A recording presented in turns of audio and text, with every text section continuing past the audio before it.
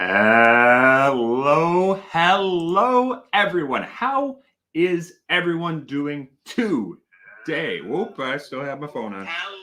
Look at that. I always do that. All right, let's close that out. How is everyone today? My name is Ed, and welcome to the Rot Gut Review.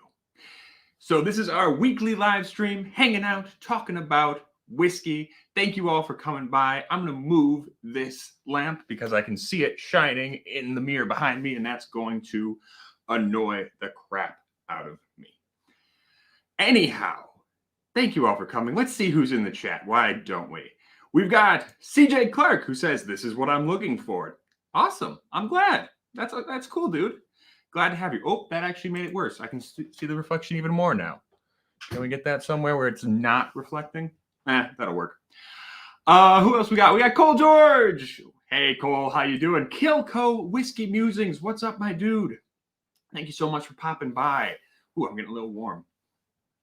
Thank you so much for popping by. Everybody, if you're not already subscribed to Kilco, go show Kilco some love because he's an awesome dude. I love him so much. If I got a mod in the chat, throw Kilco's link in there for me, will you? Nick Lovin. What's up, Nick Lovin? Sugar Kitty, the good old Sugar Kitty. Love you, Sugar Kitty. Whiskey Weddle, my man. Mitch Weddle, how you doing? John Kranz is here. Good to see you, John. Bourbon, everybody, go subscribe to Bourbon as well. He's an awesome dude. I love Bourbon. What a great dude. Sugar Kitty's here.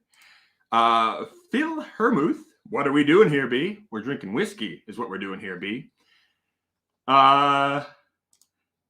Nick Levin says he saw a Whistlepig Beyond bonded bourbon at the store the other day and picked it up because he liked it so much, Ed. Smells like biscuits. Hey, I'm glad. I do love that. It's a very high rye bourbon, and I'm a big fan of it. Or a Yeti making the moves on a cow. Yeah, if you haven't seen the recent Advent series, a Yeti and a cow fall in love, and it's a beautiful, wonderful thing. Everyone should love who they want, especially if you're a Yeti and a cow. Andrew Burrell is here, says, "Cheers all, happy Boxing Day." Yes, I should have mentioned that right off the bat. Merry Christmas to everyone. Merry Christmas to everyone here. And also, happy St. Stephen's Day to my Irish viewers, and happy Boxing Day to my British and Canadian viewers. And maybe Australian. Do Australians do Boxing Day? I'm not actually sure. That seems like something the Commonwealth countries would all be really into. But I don't actually know if they do that or not. Ryan Groves. We all got the day off from Shanks today as an Xmas bonus. Nice. Hey, and yes, cheers. Thank you, my dude. Hydrogen. Lug Dumas. I'm not sure what that one is. Emily Chambers. I love Emily. I love you so much. She's awesome. And she's reminding you to hit that like button because it does help out the channel. Well says him and his girlfriend binged all the Christmas series and she died laughing. Oh, that's awesome. Big Dog is here. My man, how you doing? He's forgotten what it's like to not be guzzling like the Waco kid. Oh, and Sugar Kitty says Kilco will be streaming after this one with special guest Mama Kilco. Mama Kilco's awesome. I love Mama Kilco. So yeah, go show Mama and regular Kilco some love. Not regular Kilco, baby Kilco. Ethan Ross, good to see you. Ronaldo Acevedo, grabbing some Old Forester 1910. That's awesome.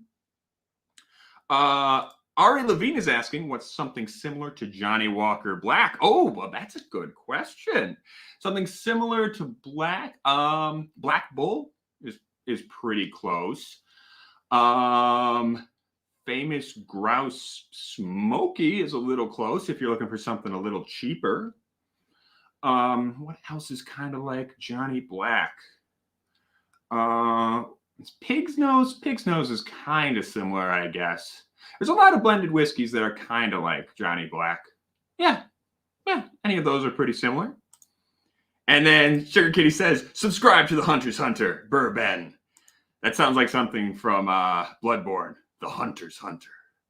The Hunter of Hunters. The Aussies definitely do Boxing Day. It's run by kangaroos, as is everything in in Australia, as I understand it. I'm pretty sure their entire parliament is a group of kangaroos, and also a small guy riding on a big guy's shoulders, if Thunderdome is to be believed. All right, Jay Francis is here. Oh yeah, you're welcome, Ari Levine. Absolutely. And Mike Brentford has a very good question. Is a longer aged whiskey better? Oh, that is an excellent question, my man. And it depends on what kind of whiskey. And it depends on what you like in your whiskey. And I think we're going to get into that a little bit today, because we're going to talk about the beginner's guide to whiskey. And I'm doing this because we've had a ton of new subscribers on the channel. Thank you again to all the crazy folks over at the Fighter and the Kids subreddit who have showed up in droves and been awesome.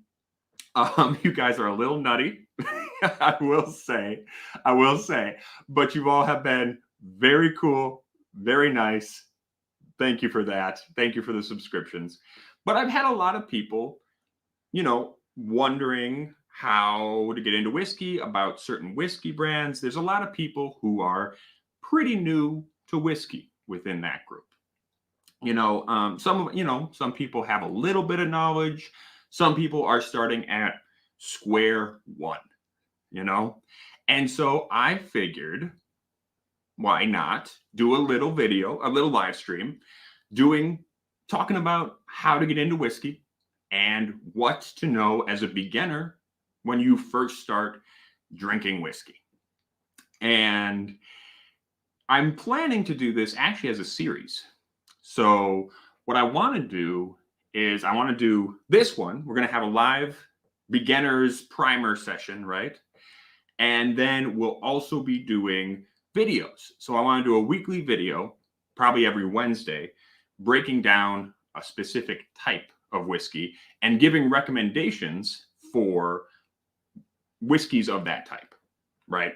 So I think this coming Wednesday, it's going to be bourbon, next week Scotch, then Irish, then rye.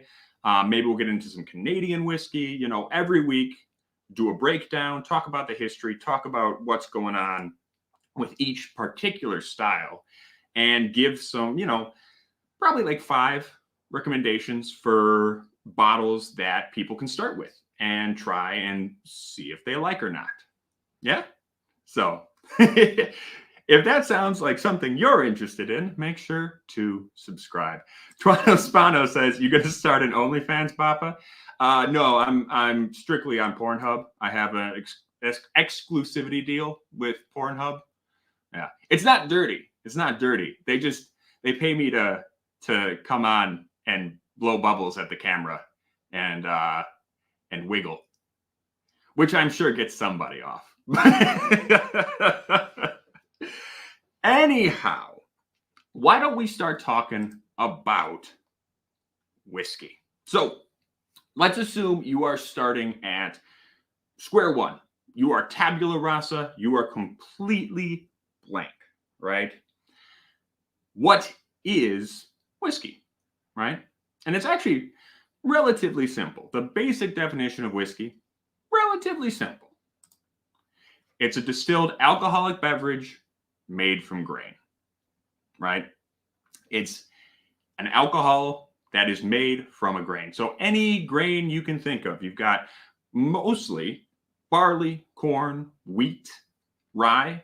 Those are the 4 big main ones. However, anything that is a grain, anything that is a little seedling plant, you can make whiskey out of. There are people who make whiskey out of oats. There are people who make whiskey out of rice, although there's some questions about that regarding Japanese whiskey. We can get into that another time. There's people who make whiskey out of sorghum, right? There's all kinds of whiskeys. But what they all share is that you ferment a grain, and then you distill it. That is the most basic idea behind whiskey. So really, what you start out with when Hydrogen says, talking about whiskey is what we do, Baba. We got to stay in our lane. Hey, Mike Meyer, what's going on? Oh, and Sugar Kitty says, let's face it, they pay Ed not to appear. Yeah, but I do anyway. I'd rather show up and miss out on a payday. So what whiskey actually starts out as, if, before it's actually whiskey, is beer. This is actually taken from the Woodford Reserve Distillery. This is a fermentation tank. What you're starting out with is essentially beer. Now, the difference between what you're starting out with whiskey and like a commercial beer is that with a whiskey, the distiller's beer that you use to make whiskey, you probably wouldn't want to drink. It's not like it's a finished beer. One, it doesn't have hops in it.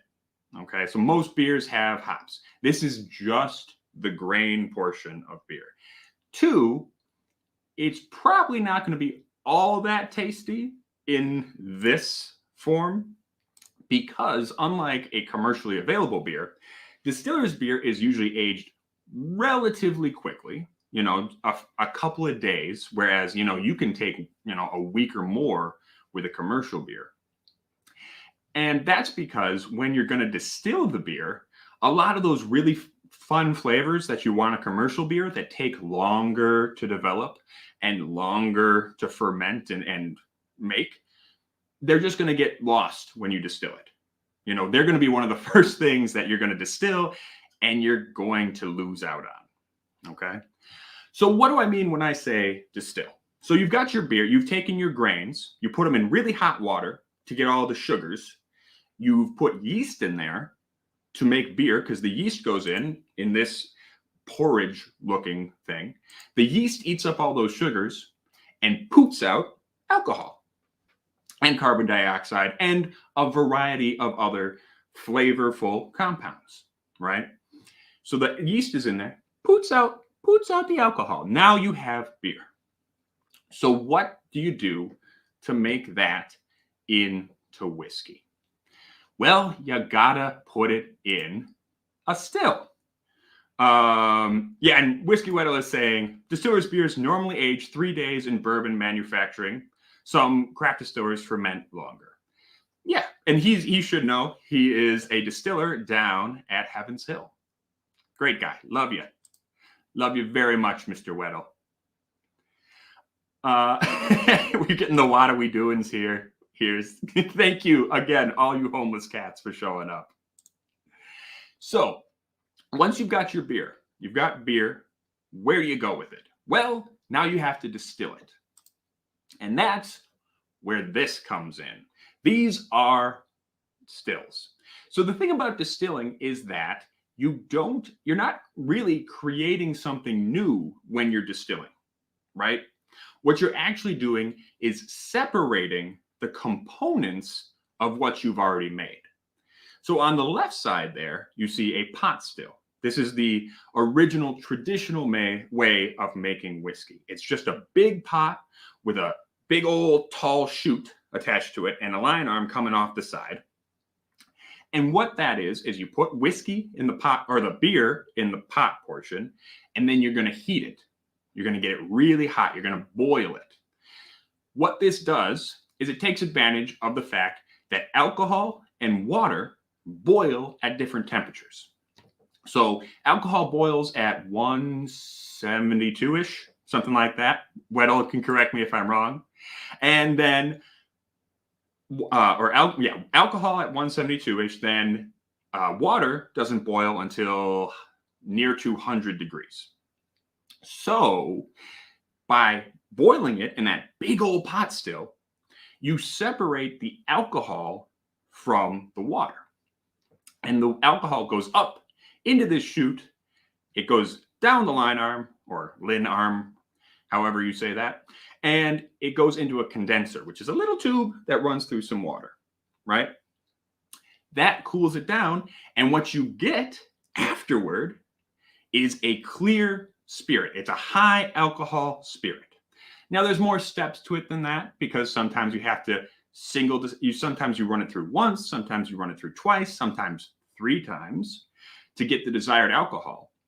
But the basic idea is that you've taken your beer, you've boiled it, and now you've separated out the water. What you have left over is something that looks like, where is it? Where'd I put it? Uh-oh. I was all ready. There it is. What you have after that is something that looks like this. This is a white whiskey. This is Death's Door's white whiskey. So as you can see, there's absolutely no color there. This is just the distillate itself. It's a lot different looking than, say, this. Blue Spot Irish pot still whiskey. One is clear. There's nothing, no color, right? There's no barrel influence. One is that nice dark brown look that we all love. So that's how a pot still works. The second way of distilling is the one on the right side. That's a column still. What that is essentially a series of pot stills stacked one on top of the other. And it's very efficient because you can put your distiller's beer into the pot still, like halfway down the side. The distiller's beer will run down through the pot still.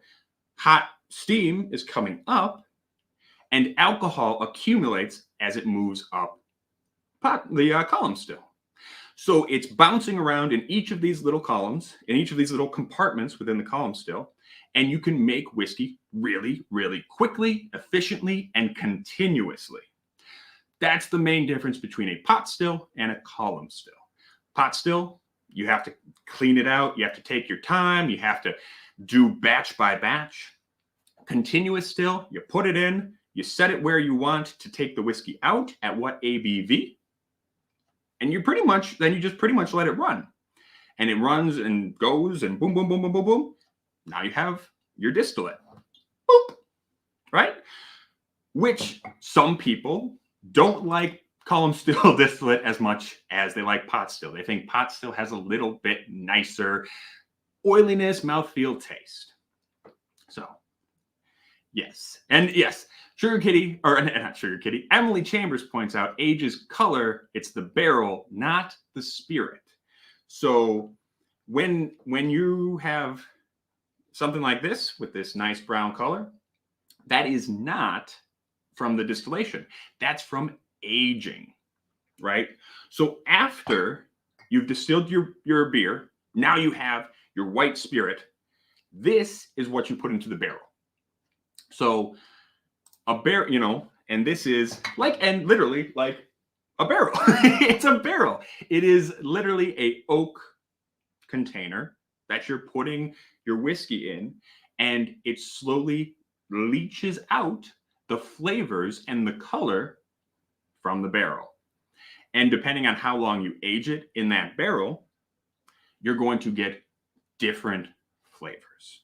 And that's how you come to have a beautiful brown spirit like this. Ron Good asks a very good question. How long is the distillery process? I assume distillation process is what you're asking. And that depends. That depends, because you can run a still very slowly. You can take hours if you want to. On a pot still, if you want to slowly, very, very slowly heat that up and really make sure you're getting all the flavors out of your beer, your distiller's beer, you could take a day just to do that one batch. You could take that the whole day just to do one batch. Whereas with a column still, that thing can run super fast. It can, as soon as you put the stuff in, it runs down to the bottom, within a few minutes, you've already got distillate coming back up because it runs super quickly. So that might take only and once you have to prime it, you got to get it started. It's not like you can just take it out right away, but it's much quicker. And Whiskey Weddle is pointing out pot still distillate is generally oilier, has heavier flavors. Column still distillate is generally lighter and has more esters and floral notes. And I've also heard some people sometimes think column distillate is a little drier. I've heard that some people say that, but that's also personal preference, what you think one way or the other. Because the other thing that makes a huge difference is how high you're distilling it. So if you put your distiller's beer in at 14% alcohol and you put it into a column still and you distill it once, you're going to come out with something, 25, 30-ish% alcohol. And then if you put that and then you distill it again, you might get that into the 60-ish range. If you put it in a column still, you can distill that up past 95% alcohol relatively quickly, depending on how many columns you have and how many little pot still sections are in the column. So, but that's the thing. The more you distill it, the higher the alcohol is, right? The less flavor the distillate has, because you've removed more of that original grain flavor. So once you get past 95%, you don't actually have whiskey anymore. What you have is vodka, or at least what the makings of vodka. You have grain neutral spirits. Once you filter that and remove all the flavor, then you have vodka. So you can make it in a column still, you can make it in a pot still.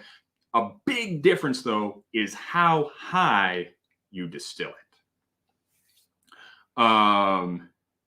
Yes, and Whiskey Weddle is saying in a column still, it takes less than 5 minutes to distill.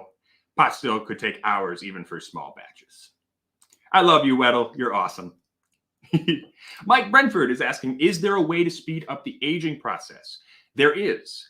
However, there's mixed results, in my opinion. Now, depending on how you want to change the aging process, there's different methods. One way is to use smaller barrels. Standard size barrels are 53 gallons here in America. So a 53-gallon barrel, that's a hefty fella. That's a big fella. You don't get as much surface contact in a big barrel as you would in a smaller barrel. So people, if you take a very, very small barrel, I'm talking like 15, 10 gallons, just a little itty bitty guy, you get a ton of surface area interacting with your whiskey. Now, obviously, you need a lot more barrels to make the same amount of whiskey, but it does bring more wood into the whiskey quicker, right? The problem there is, does that necessarily make the whiskey better? There's some debate about that. Some people, I like a very super oaky whiskey sometimes. I like one that has taken in a lot of wood. However, not everyone agrees with that. Some people like one that has taken a longer time to get more complex flavors, right? Now, as for other means, there's also ultrasonic aging, which again has mixed results, I would say. Sometimes it's come out with some really cool stuff. I would think blackened. I wonder if I have any blackened around here. I used to. I wonder if I drank it all. No, I have some. This whiskey collection is getting a little ridiculous. You can see this part and this part. There's also a whole table over here full of whiskey. There's also a barrel down here full of whiskey. And there's a closet that is slowly getting full of whiskey as well. So blackened, this is actually a fantastic whiskey. This is Blackened Cross Willet. But what they're doing here is that they're actually playing Metallica music and vibrating the casks as they age. The idea being that if you vibrate that cask, there's more interaction between the wood and the whiskey, the distillate. And so you're going to get more woodiness quicker. In some cases, that's worked. I think it generally works pretty well if you're starting out with good distillate, something that's you're intending to age for a little while anyway, and then you're just using the supersonics just to kind of top it off. However, I have had other things. For example, let me grab another one. This is Woodson Whiskey. This stuff is not very good. And it's very sad because it's Packers themed, right? It's very cute. It's from Charles Woodson. He took very, very young whiskey and tried to ultrasonically age it. It didn't quite work out the way, he probably wanted. And that's unfortunate. So I think if you start out with some good distillate, you start out with something decent in the beginning and then ultrasonically age it, it can work. However, I'm generally not the biggest fan. Mitch Allen says, found me because I'm a homeless cat, subscribed and sticking around because your channel is really good, man. Keep it up. Thank you, my dude. Thank you.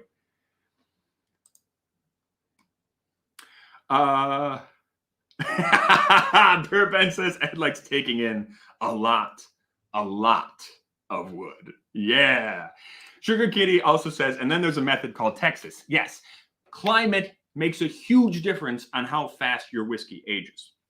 So a place with a large amount of heat, and like Texas, where it's very, very warm, and has big changes in the temperature, right? So if it goes from 70, 80 degrees Fahrenheit during the day, drops down to the 30s at night. I don't know if that's how Texas works, but let's say it is.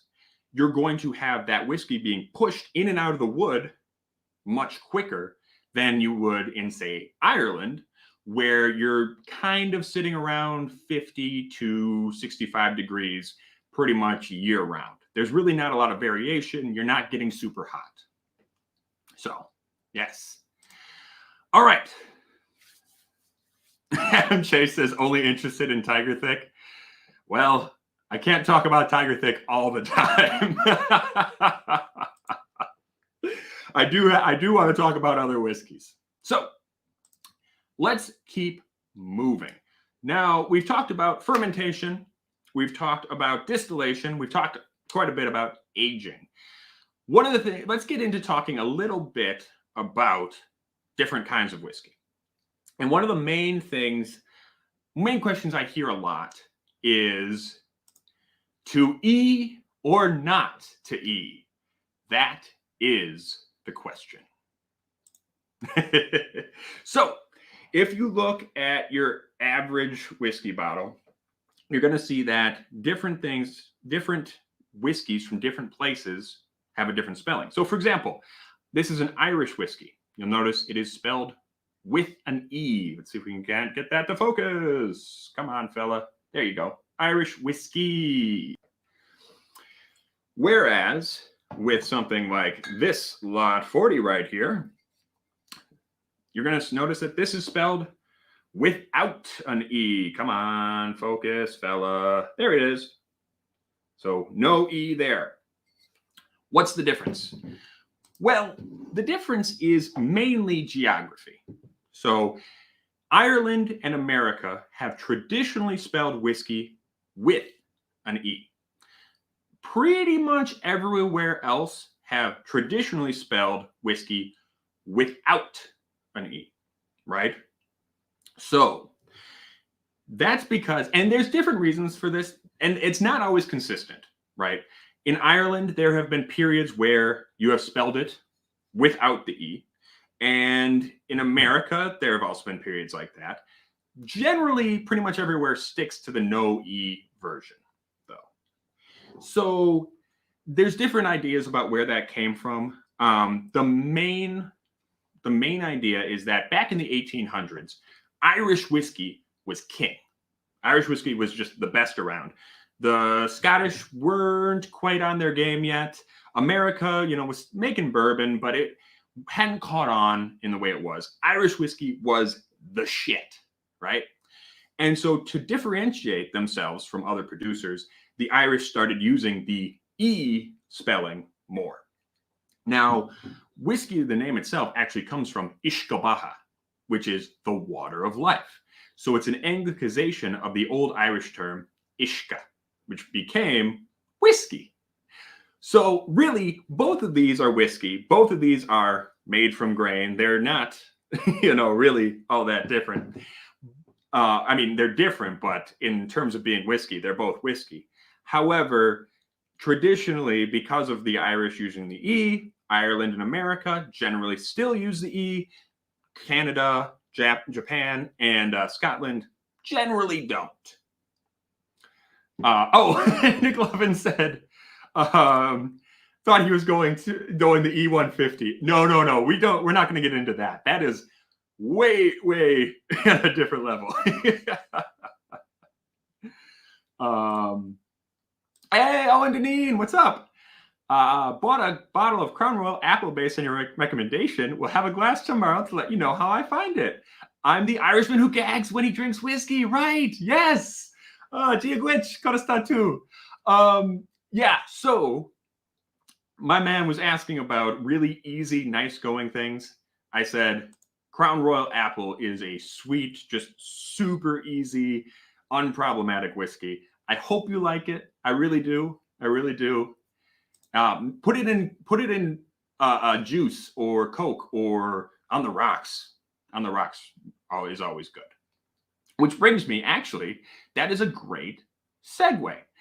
Because before we go any farther, I do want to talk about how you're drinking your whiskey. And the correct way to drink your whiskey. Okay? Because there is a correct way and there is a wrong way. And the correct way is any goddamn way you please. Do not ever let anyone tell you are drinking your whiskey wrong. Okay? There is absolutely however you want to drink it. If you want to put it on the rocks, if you want to mix it in Coke, if you want to make a Manhattan, if you want to drink it generally like how I prefer to do, neat. That's a way to do it. But however you prefer to drink your whiskey, and whatever whiskey you like to drink is the way you should drink it. And I'm kind of stealing that from the Whiskey Vault because they put it the best. The right way to drink whiskey is the whiskey you want, the way you want to drink it. You can drink it out of a shoe if you care to, if you want to. Hey, Slancha Mohara. That's my man, Cool Running. Love you, dude. Move to move. Straight from the bottle. Yeah. Hey, thank you, Gadoosh. Thank you so much. Oh, man. Oh, I'm not a whiskey god, but Serpigo. I do love your handle, though. Haywood says he drinks whiskey if someone buys him one. Yeah. Vlad says, if you're mixing expensive whiskey with Coke, then you need a good kick in the Jimmy. I don't agree. I have mixed some very fine whiskeys into cocktails. I personally I'll drink a cocktail with some expensive whiskey. I don't believe in necessarily mixing a cocktail just because you want to cover something up. I like to use good whiskey in my cocktails because then I'm going to enjoy it more, So I support however you want to drink. Whiskey Weddle's bringing up light whiskey. That's a whole nother thing. I don't want to get into it too heavily right now because this is kind of a beginner's video. But yes, light whiskey is something distilled above 80 and aged in non-charred or used oak. So like he says, lighter flavor. It's kind of like a vodka of whiskeys, has a sweet vanilla flavor. And if you buy it at a super high proof, it comes off as super, super sweet. Part of that is that when your brain processes the taste of alcohol, especially at super high concentrations, it comes off tasting sweet. It actually comes off tasting kind of vanilla-y sweet. So, yeah. Haywood is asking, any opinion on Bourbon-Barrel beers?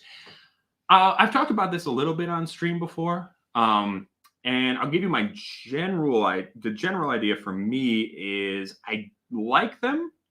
However, especially for some of the stouts, they do a lot of stouts in bourbon barrels, and I kind of just wish they were whiskey, you know? I kind of just wish they were whiskey because I don't think the stout necessarily takes on as much of the bourbon barrel flavor as I think it ought to, because you're already starting with a pretty heavy beer. You're starting with a very flavorful, heavy beer, and that can make getting actual barrel flavor a little tricky, you know? I would be interested to see if people were to age some lighter beer styles and see how that goes, see how much barrel influence you can actually pick up. That's just where I'm at. That's just where I'm at with that. And Sugar Kitty brings up a good point. You can get that too, whiskey aged in stout barrels, right? So you can go the other way, put whiskey in a stout barrel, get some of that stout flavor. Hey, Whiskey Dick, what's going on, my man? Good to see you. How are you? All right. Oh, and Bubble Bath. Bubble Bath is here too. Oh, I'm sorry I didn't see you, my dude. He had some coffee bean coffee last week that was really good, and you don't get pulled over after drinking it, my man. Bubble Bath is also making great content. Go subscribe to him. I love you, Bubble Bath. Definitely go show him some love. Oh, actually, yeah, that'd be really cool. If Weddle wants to help me out with this beginner series, that would be really cool. Yes, thank you. I thought it was fun. Yeah, we do have a lot of new folk in here, so it's pretty cool. All right, so we've established how you're making whiskey, drinking whiskey how you want. Let's talk about, where is it? Whiskey styles. So there's a ton of whiskey styles out there, especially today because so many people are making whiskey. So many different countries are making whiskey.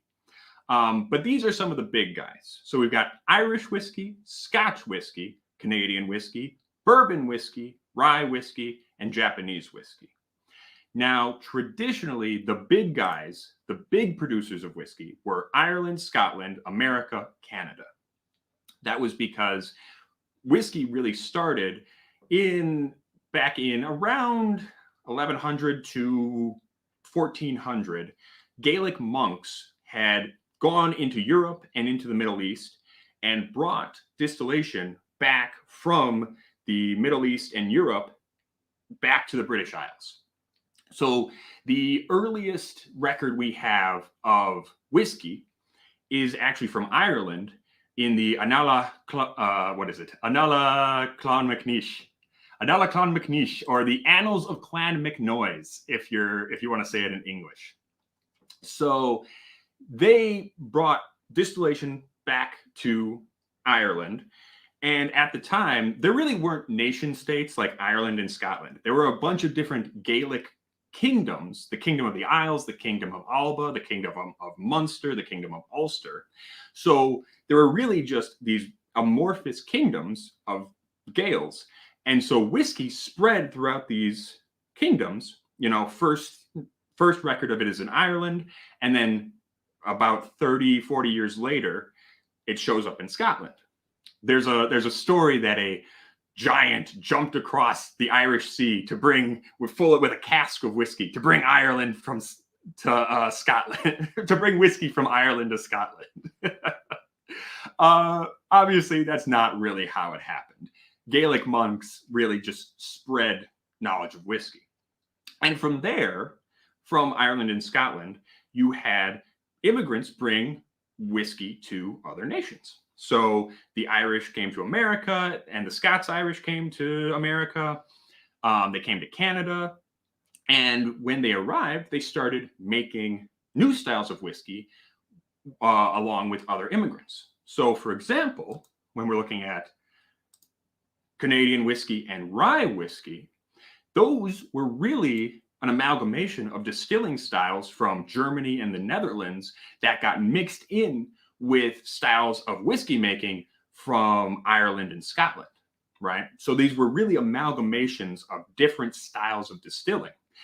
And so Canada, America, Scotland, Ireland became really the big producers.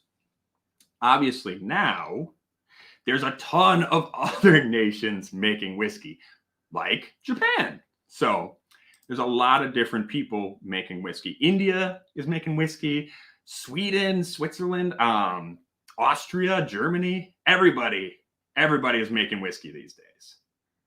I believe in the giant. Prove that there was no giant.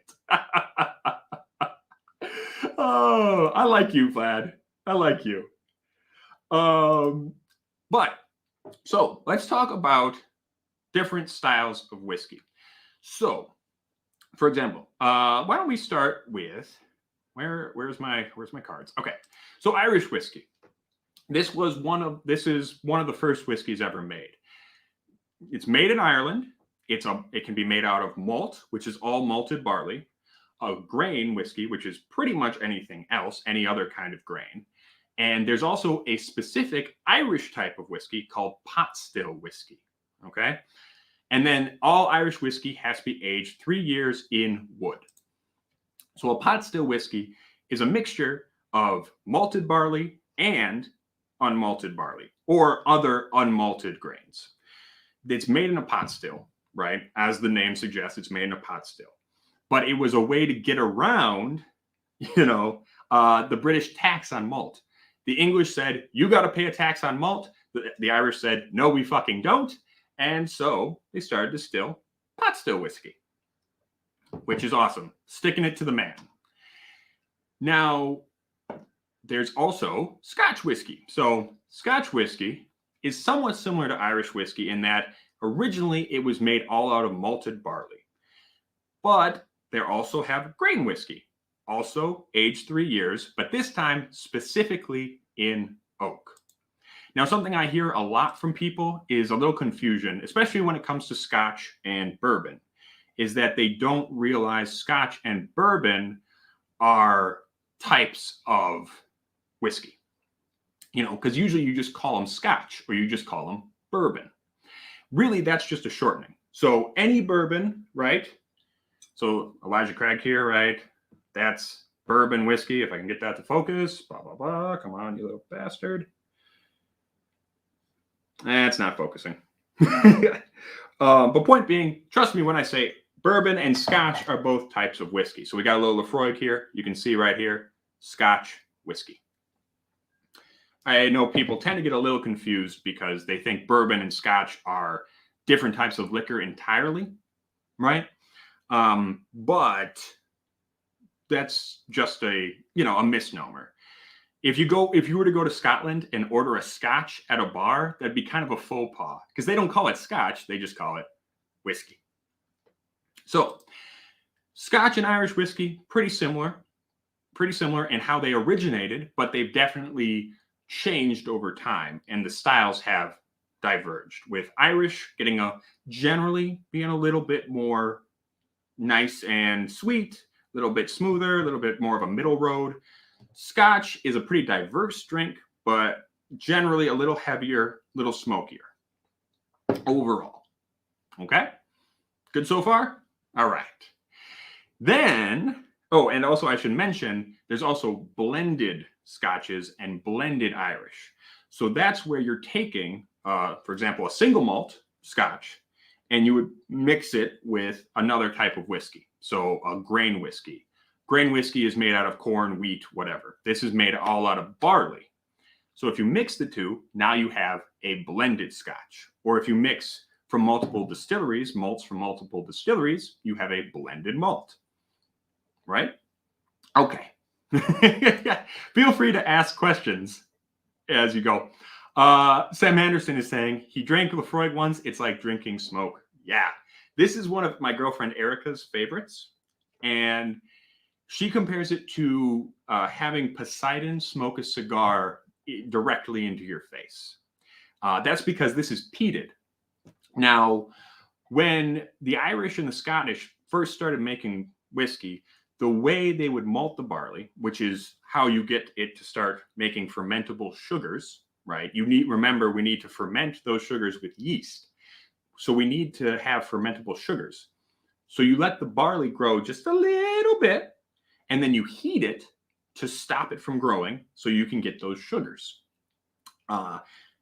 But the way they had to do it was with peat, which is it's turf, mona, right? It's turf. It's a big chunk of mud. And so you take that, you burn it. It's a bunch of plant matter. You burn it to heat up your barley, stop it from growing, and you get a smoky kind of whiskey. You get that smoky, earthy taste. Hey, Grouchy Pseudopod is here. My man, what's going on? Red Best Cast Strength is great stuff, but far more findable is Nepog Castle. Yes, I do love Nepog. Nepog is fantastic. Oh, and Emily Chambers is saying, great barrel-aged coffee at that link. This was around 0 AD. Jesus Christ himself peated the original barley that made the first whiskey. Mud. Yeah, no, it's fermented sheep shit and dead grass, basically. Hey, what did it say, girlfriend? You're a hater in your mom's basement. Okay, yeah, you caught me. You caught me. And actually, I don't even exist. I'm not even real. This is all a conspiracy. This is a deep fake just made to make Brendan Schaub look bad. Yeah, this whole channel, just a conspiracy. Kieran O'Malley is saying Jameson is Blockbuster, Redbreast is Netflix. Ah, there you go, Kieran. All right. So let's talk other whiskey styles real quick.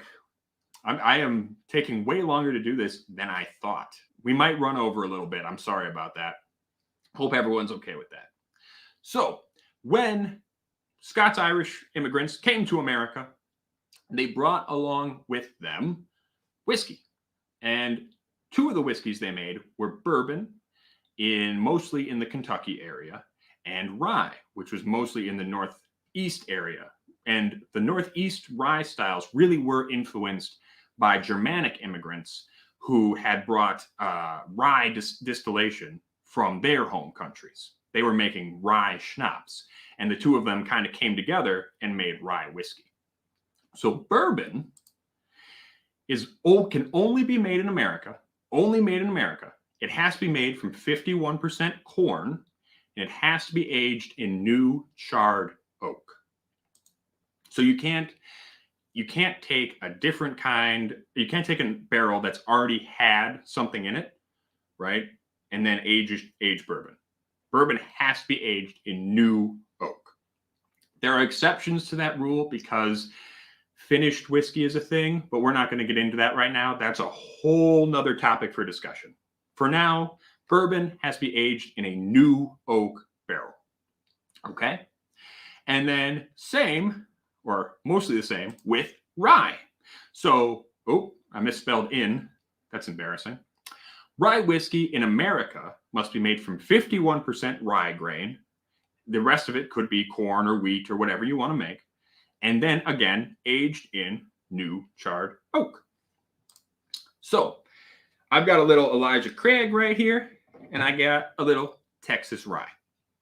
These are both American whiskeys, but they do taste very, very, very different. The corn and the new oak on this makes it a lot more sweet. It makes it a lot more, I would say, kind of a fruity, kind of woody taste. Whereas this guy, well, this is a Texas rye, so it's kind of its own thing. But rye generally runs a lot spicier, more peppery. It runs a lot more dilly and black licoricey. Me, I love that. A lot of people don't. A lot of people think rye is kind of gross because especially of those dill and black licorice flavors. A lot of people don't like that. Me, I love it. I think it's great. Yes, Kevin Hansen, minimum 51%. That is a good point. I should point that out. Minimum 51%. You could make a bourbon with 99% corn, and people do. People do. You could make a rye whiskey with 100% rye. You absolutely could. But the minimum is 51%. Thank you, Kevin, my man. Kevin Hanson's awesome. He does tastings for the local St. Andrews Society. And I know him from some of those. He's a great guy. So that's rye and bourbon. Those are the two predominant American styles. Bourbon really is the big guy, though. Bourbon really is the American spirit. And it was officially declared so by our legislature. This is the American spirit. So if you like your stuff a little sweeter, a little more fruity, a little bit, but with a nice big vanilla and even coconutty kind of kick sometimes, bourbon is a great place to start. Now, interestingly enough, as bourbon ages, as it gets older, because it's aged in new oak, the older it gets, the heavier it gets on those wood spices. You know, that new oak really gives it a heavy, heavy, woody flavor. So the older you get, once you get up into the 15, 20-year range with bourbon, you get these really, really heavy, almost tannic bourbons, right? Whereas with rye, because you're starting with a spicier distillate, when you put it into a barrel, it starts taking out some of that sweetness. Now, it can get tannic too. It can get very tannic and wood spicy too. But generally, this starts out spicy and starts to get sweeter as you age it and a little bit smoother. Whereas bourbon starts out a little bit sweeter. Well, not sweet. It starts out more fruitier or more easygoing and then takes on more of the, more of the tannic, spicy woodiness over time. That's a general rule. There are always exceptions. Always exceptions. Wes, isn't that the bartender of P.F. Chang's? Yes. I love that that's a joke now. I love that I work at P.F. Chang's now. Oh, yes. And I know Justified is big on whiskey. Yeah, yeah. Oh, I should also point this out. So a lot of people are under the misconception that you can only make bourbon in Kentucky. Now, well, it's true that 90% of the world's bourbon is made in Kentucky. You can make bourbon anywhere in America. Absolutely anywhere. We've got Wisconsin bourbons, some really good Wisconsin bourbons, actually, coming out of places like Driftless Glen. I love this stuff. This is fantastic. So you can make bourbon anywhere in America. Anywhere where it is American soil, you can distill bourbon. Yeah. Bubble Bath, no, 90%, no way. Indiana makes like 50 at least. That is true. Indiana and MGP have really taken a huge spot in the world's bourbon market because they are this huge industrial distillery that makes a ton of various types of whiskey, including a lot of bourbon. Colin Kawai says, that's just your narrative, B. The real bourbon is Tiger Thick made in Japan. Oh, my man. All right. So let's talk about Japanese whiskey a little bit. So Japanese whiskey is generally made in the same style as Scotch. So you can make a malt whiskey, you can make a grain whiskey, you can blend those together and make a blended whiskey, right? However, there are some very weird rules when it comes to Japan, things that the Japanese trade group is trying to cut down on. However, they haven't really been able to get rid of some of the bad actors yet.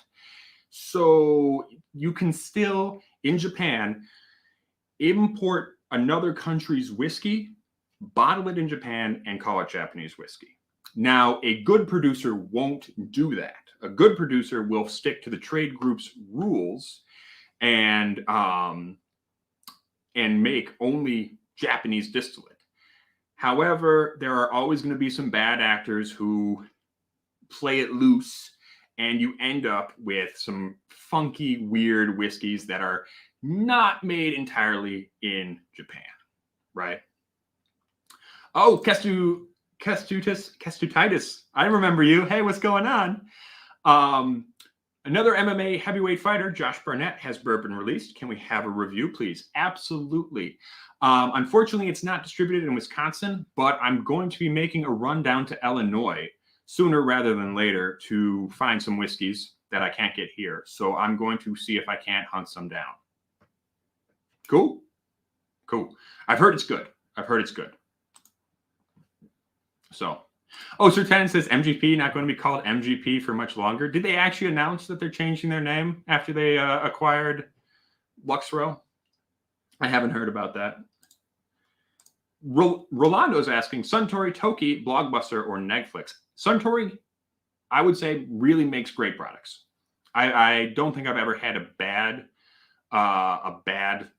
Suntory product. And Toki, it's a very light whiskey. It's a light blended style of whiskey. Generally, it's kind of used for making highballs, a highball cocktail. But I think you can drink it neat, and I think it's fantastic.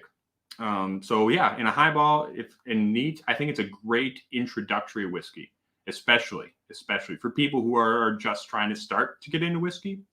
Yeah. Hey, Bappa. Cheers, fella. Michael Craig. I'm sorry. Erica always makes fun of the way I say Craig. She hates the way I say Elijah Craig. So I got to say it as many times on here as I can just to piss her off. Oh, Cheyenne, you must have missed my little bit about Scotch. Scotch is a type of whiskey. I'll go back really quick and hit this up. Let me find it.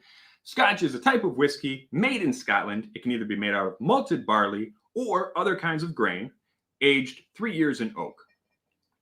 So yes, Scotch is a type of whiskey. Same with bourbon, rye, and Irish whiskey. And then let's talk about the perennial. Oh, Templeton.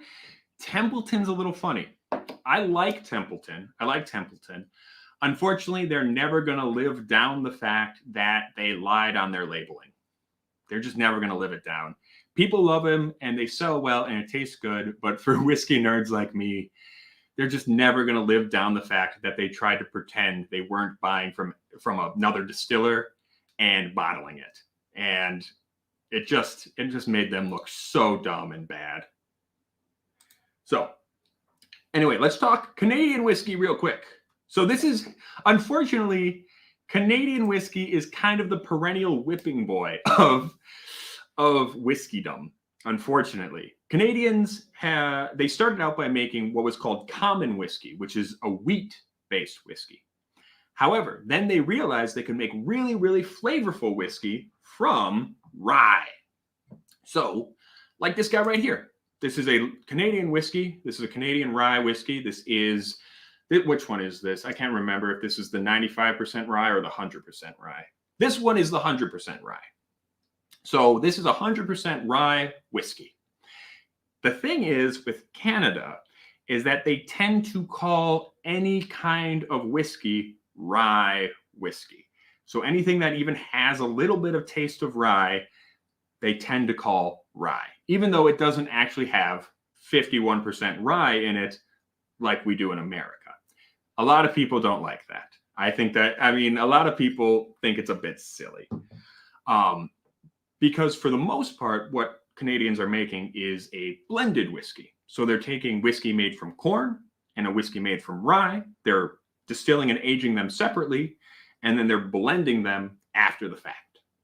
So that's your Crown Royals, your Black Velvets, pretty much any of your kind of low-end Canadians or middle-range Canadians are going to be a blended whiskey. Corn whiskey plus rye whiskey mixed together.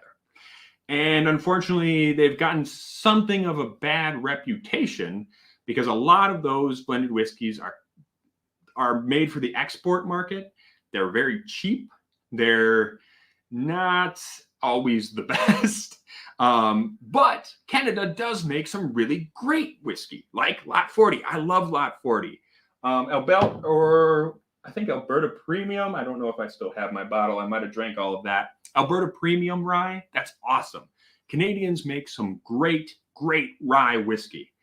It's just unfortunate that what they're known for tends to be cheaper brands. Yeah. Oh, good question, Funky Worms. Are these requirements tested and or enforced by government agencies? Yes. Trade groups as well. So depending on the country, it is different, right? So in Japan, you have the Spirits and Liqueurs Makers Association, which is a voluntary trade group. So they can't enforce all the rules, but they can for their members. In Scotland, you have the SWA, the Scotch Whiskey Association. And you also have different trade groups here in America as well, like, the spirits and bourbon trade groups.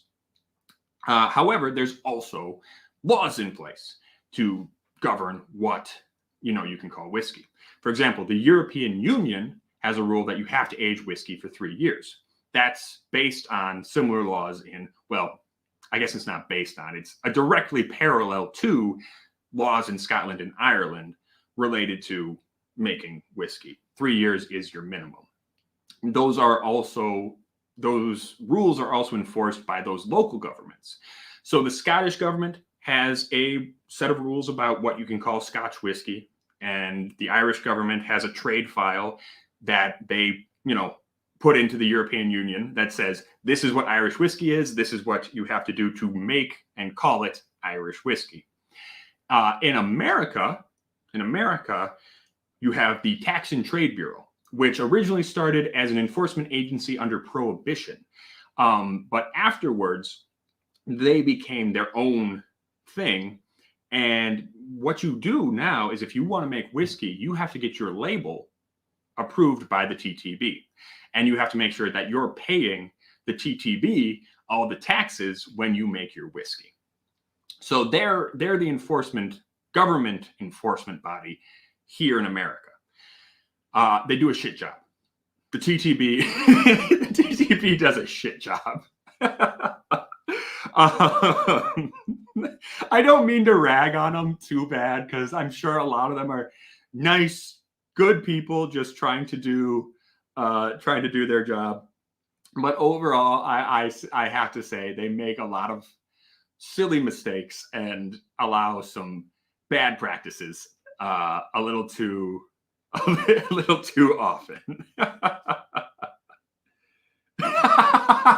Mr. George is asking, he's taking his family out to dinner to our favorite restaurant. Can you suggest a whiskey that pairs well with orange chicken? Tiger Thick. Only Tiger Thick. And Beth Higgins points out, in India, for example, you can make whiskey out of sugarcane, which would be called rum anywhere else in the world. But because you can make something called spirit whiskey, which is 5% real whiskey and 95% bullshit, you can make whiskey out of sugarcane and import it into the United States. That's why I generally try to stay away from any Indian whiskey that is labeled as something like this, spirit whiskey. I generally try to stay away from any Indian whiskey that has that on the label. So, spirit whiskey, generally from India, not a great thing. Spirit whiskey in general is kind of weird. Now, India does make some excellent malt whiskey, right? But, yeah. Anyway. Do people try to get around purity laws by genetically engineering yeast like with beer? That's not actually really an issue so much in whiskey. Messing with the yeast it's generally not as much a concern, simply because fermentation is important and people use proprietary yeasts. But most of the gaming of the system comes around aging and sourcing, right? So people try to mess around with the age statements. They try to hide how old their stuff is, or they try to hide that they bought it from somebody else and just bottled it. That's kind of the stuff that you run with. That's kind of the issues you see in whiskey. Okay, so we've talked about the types of whiskey, right? We've got into the types. Have I ever tested out butt chugging a whiskey? No, I'm not trying to die. Oh, the West asks, what's the difference between a Scotch aged 3 years and a Scotch aged 12 years? Good question. Okay, so for example, and we'll start out with Lefroy. This is a 10-year-old whiskey. I don't have a super young Scotch around here, I don't think. Unfortunately, I don't have a super young Scotch. I do have a super young Irish, though. So this is Waterford. This is a single farm origin Dunmore. So this is a 3-year-old.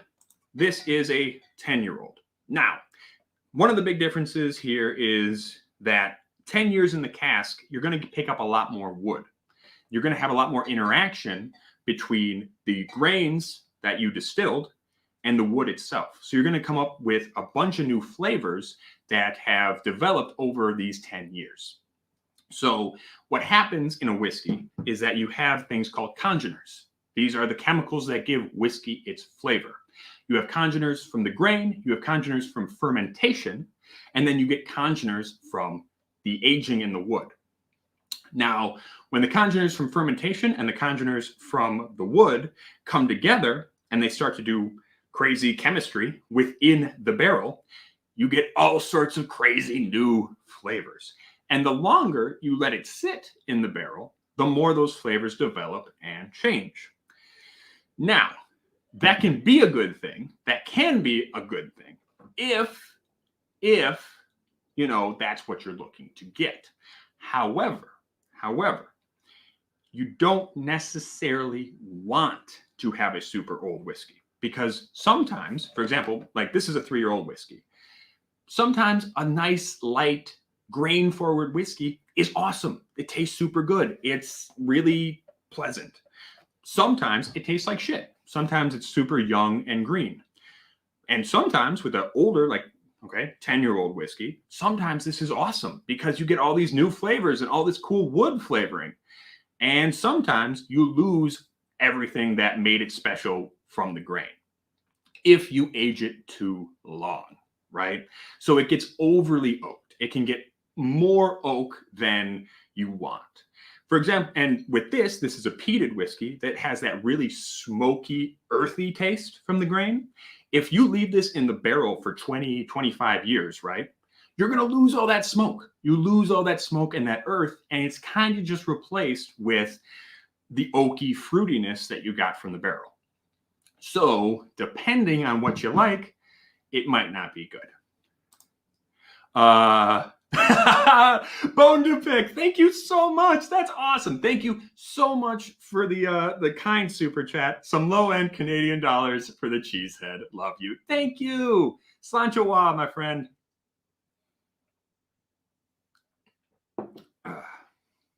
Oh my God. I had so much other stuff I wanted to talk about, and we're just ending up just talking about whiskey, which is fine. I just had other things I did want to get into, but it's okay. We can just keep talking.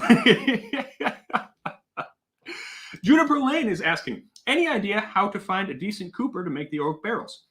There are some fantastic coopers out there. My man, Mitch Weddle, used to work for one. He used to work for, I believe, the Brown-Forman cooperage. There's also companies like the Independent Stave Company. They make some really fantastic barrels. They can also make custom-made staves for your barrels. So you can put, say you want French oak from here, you want a Missouri oak from, over here, and they can make a barrel that puts those two together. There are some fantastic cooperages out there making really cool stuff. Do I like Bullet? Yeah, Bullet's pretty good. Yeah.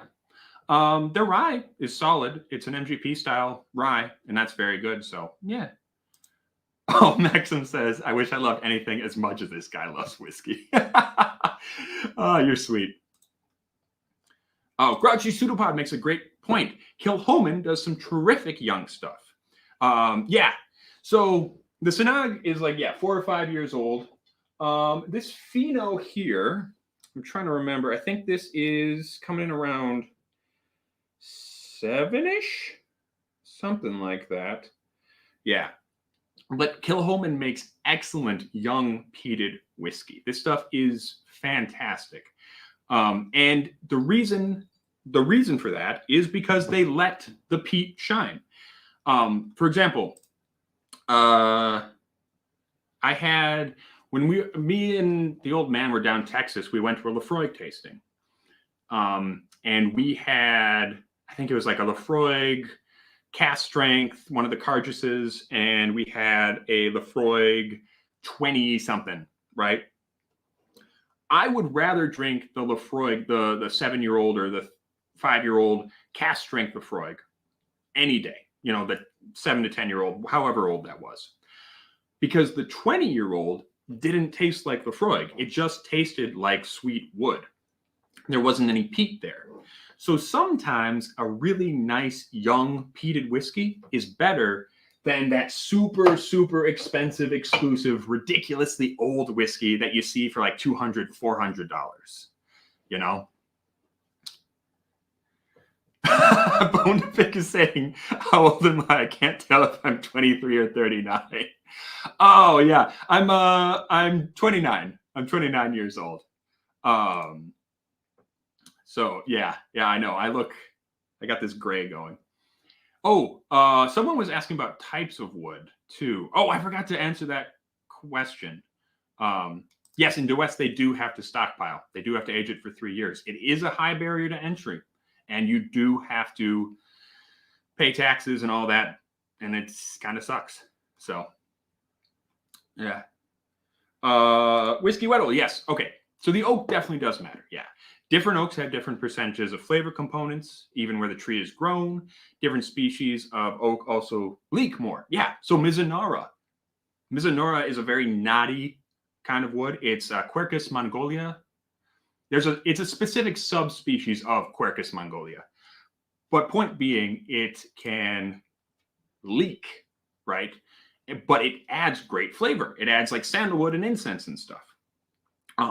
French oak, Quercus rubia, tends to be spicy and dry, you know, whereas Quercus alba here in the States tends to be a little bit sweeter, more vanilla, has more lactones and stuff like that, vanillins and that sort of thing.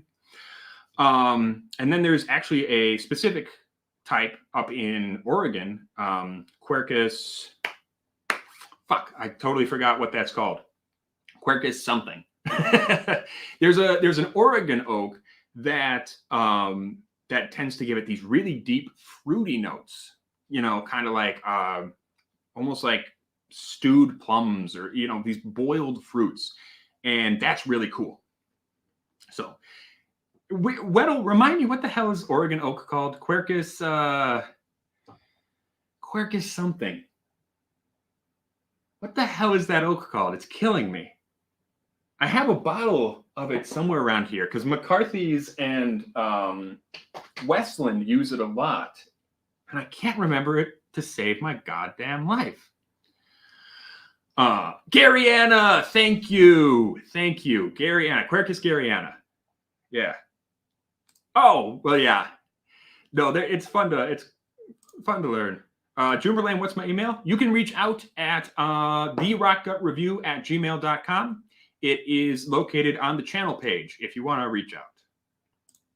Michael Hardy, here's the thing. I know people came here expecting me to talk about Brendan Schaub's podcast. I have to say, though, I do not know the guy. I really don't watch his podcast or listen to his podcast. I don't watch his stand-up specials. I just happen to review his whiskey, and now you guys are here.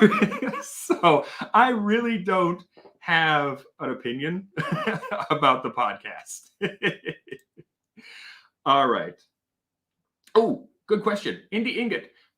From my understanding, oak is quite dense. Maybe that's why it doesn't leak. But maple is even harder, denser, but more expensive. But would it be interesting in a flavor profile? Yes, and there are people who use maple.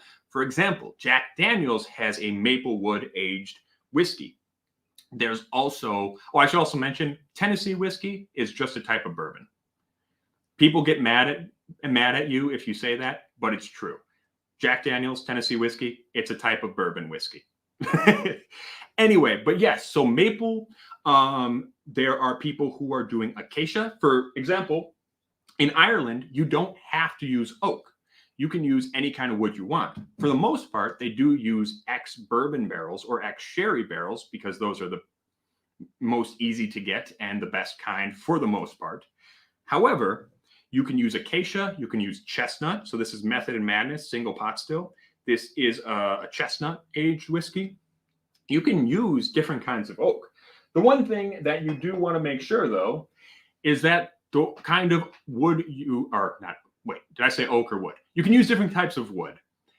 You just want to make sure that the wood you're using is, you can make a barrel out of it and also won't poison people, because there are some kinds of wood that if it soaks into the alcohol, it's going to poison people.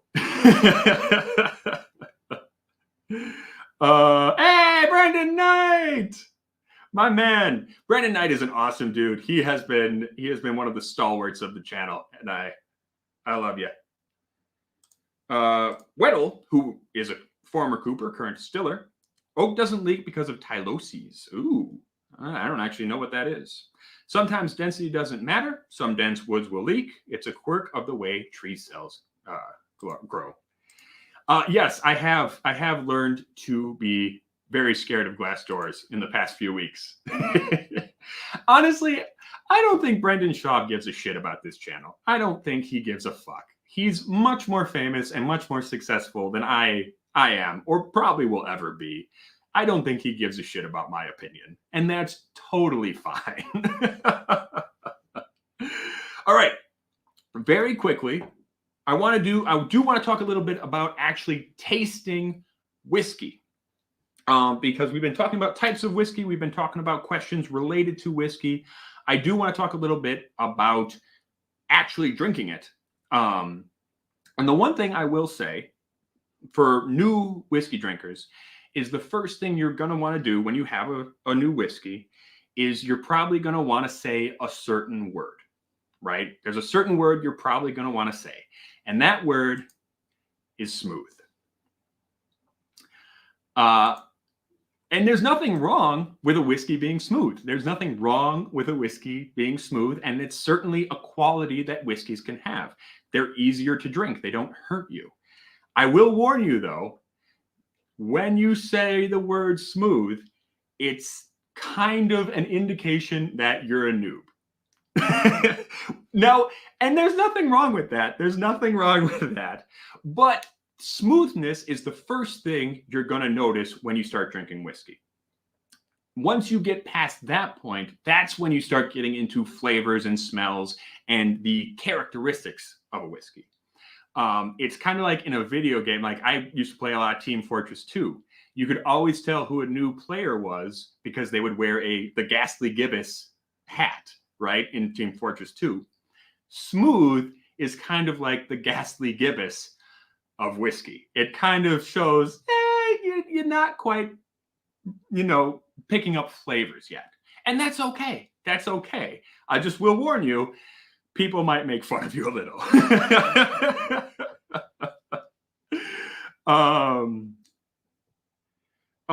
Yes. Bubble Bath Bourbon says, don't say smooth, say drinks under proof. There you go. There you go. You don't get the alcohol bite. That's the thing to say.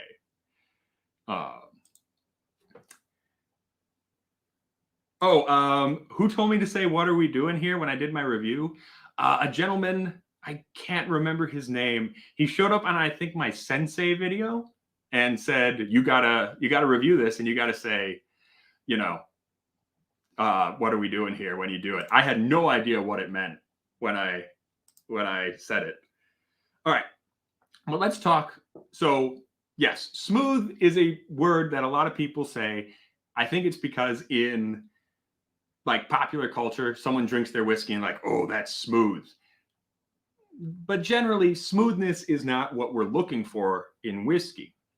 Whether it's in a cocktail, whether it's on the rocks, however you want to drink it, what I like to focus on more is how it smells and tastes. So the nose knows. All right. The first thing with a whiskey that you're going to notice is how it smells.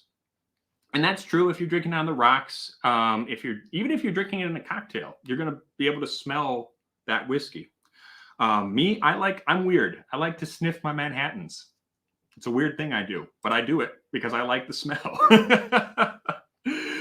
Mr. Greatjohn says, my bourbon tastes like whiskey. I like you. Oh, well, maybe someday. Maybe someday, Haywood.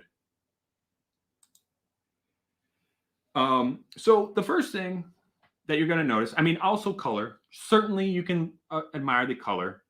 However, certain whiskeys are allowed to put artificial coloring in. So unless it says natural color on the bottle, I don't usually put a lot of stock in color. I mean, except for in American whiskey. Generally, American whiskey doesn't have coloring in it unless it's a blended or a blend of straight whiskeys.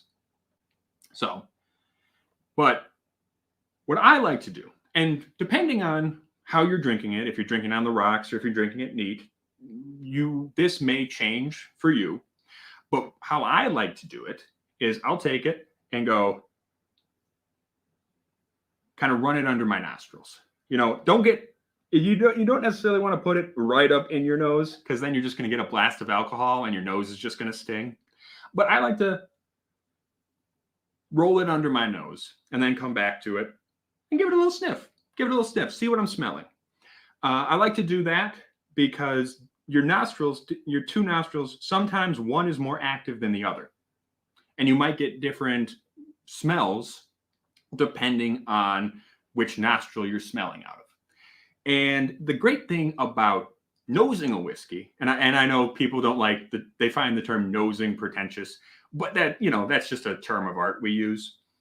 The thing about nosing a whiskey is that it can actually reveal more of the characteristics of the whiskey than the drinking does, because your mouth only has 5 things that it can taste: salt, sweet, bitter, sour, umami. I think I got all of them. And your nose makes up for everything else. Your nose is actually what recognizes every other flavor, even when you're tasting. So your nose can, when you go in there,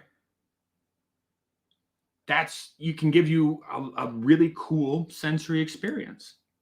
So, for example, on my blue spot here, obviously you get the wood, you get that woody kind of sawdusty thing, but there's also marzipan. There's a sweetness to it, like a candy.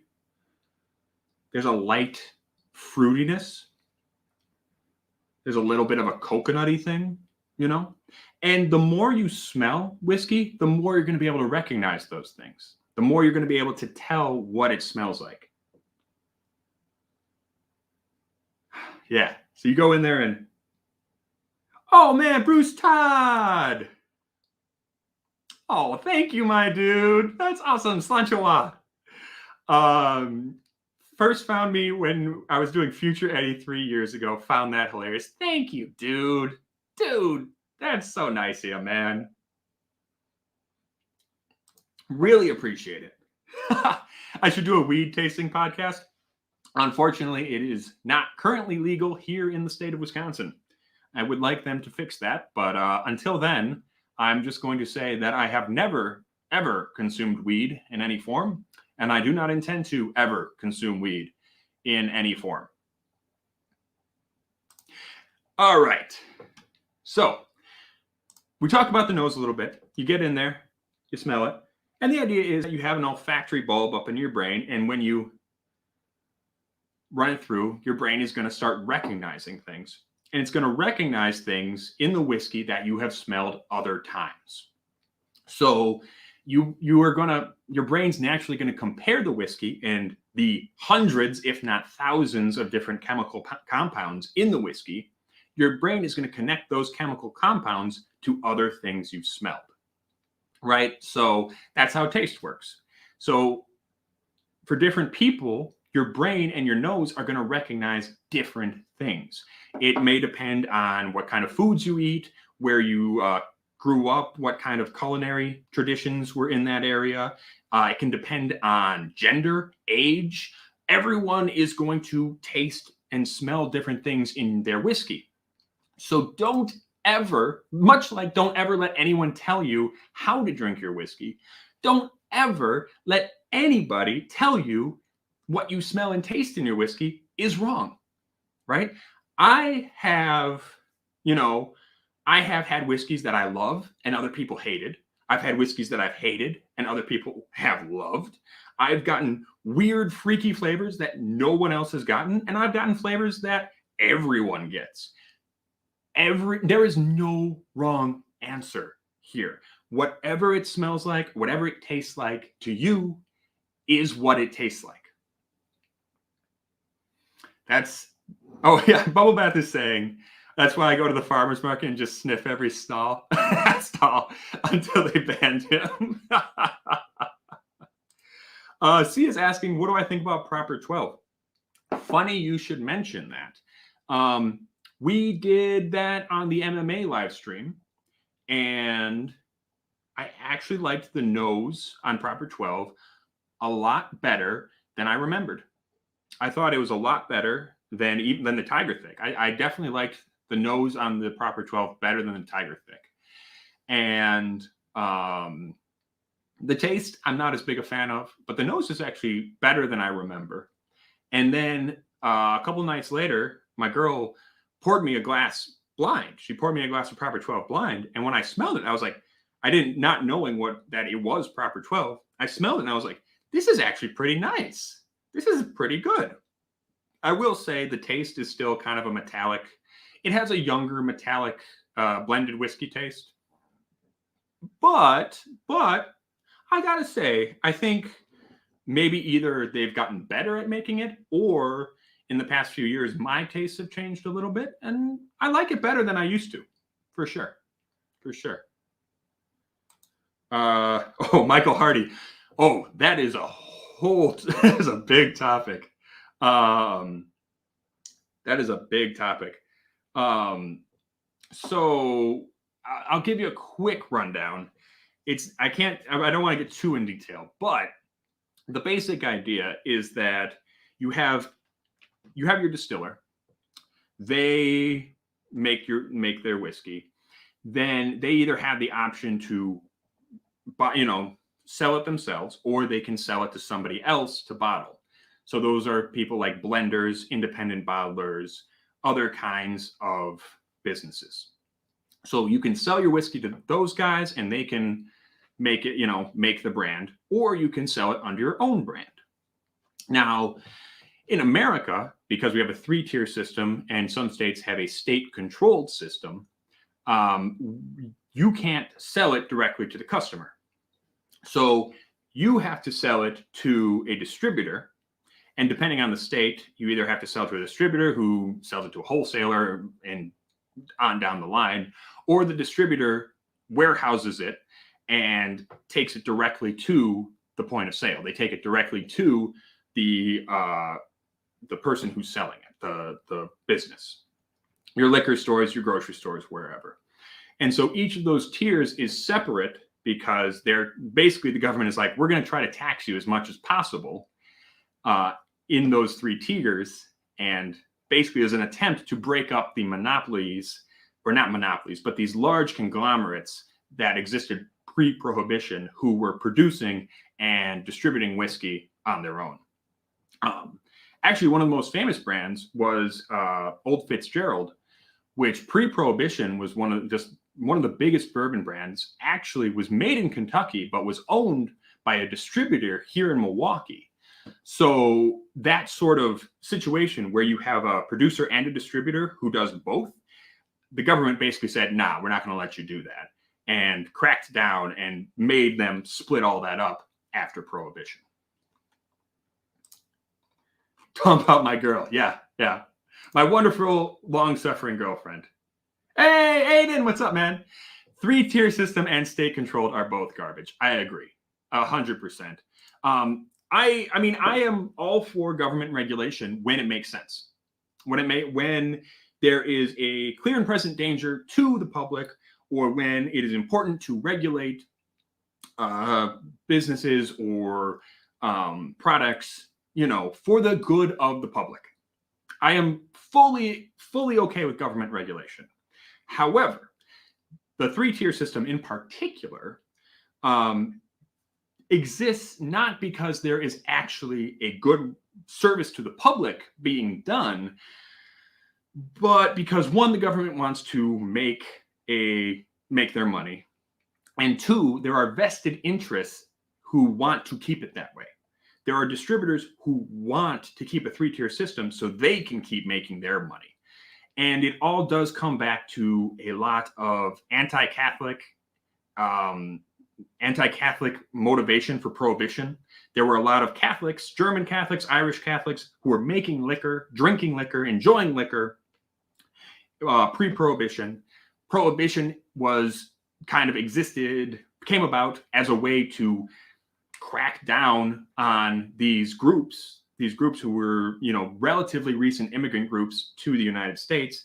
It was a way to crack down, stop them from making and enjoying liquor. And then the 3-tier system came out of prohibition and, had this ridiculous system where they broke up these German Catholic and Irish Catholic businesses. And that's not a conspiracy. That's not a conspiracy theory at all. The Ku Klux Klan was heavily involved in the enforcement of prohibition. So this is not some crazy anti-Catholic conspiracy theory. That really did happen. So anyway, so all right, tasting and the Kentucky Chew. All right, so now you've smelled your whiskey and you want to taste it. Obviously we want to taste it. So we give it a little sniff, blah blah blah. We take a little sip. I always recommend, if you're trying to get a taste and where's my dad at? He had dinner plans, unfortunately. So yeah, that's why he's not here. Unfortunately, he's at dinner with my aunt and uncle. We get it, you're not racist. I try not to be.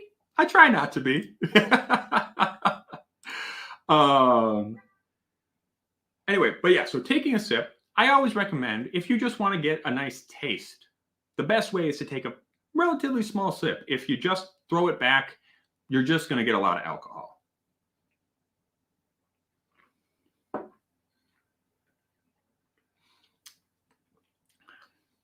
And then what I like to do is what you just saw me do. Roll it around in my mouth. I kind of let it go over the back of my mouth.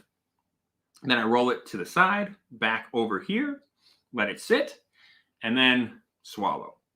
It just gives my mouth a chance to taste it with every part of my tongue. That's commonly called the Kentucky Chew because it looks like you're chewing. It looks like you're going hum, rah, rah, rah, rah. And a general rule of thumb is that if you're trying to taste a whiskey and you're doing your little chew, and don't feel like you have to do the chew. If it doesn't work for you, don't do it. You can just sip it normally. Whatever works for you, works for you. But a general rule of thumb is that you should, you got a 7-year-old whiskey, let it sit in your mouth for about 7 seconds, right? You can do it longer. You can do it shorter if you choose to, but that's a general rule of thumb. A 10-year-old whiskey, let it sit for 10 seconds, something like that.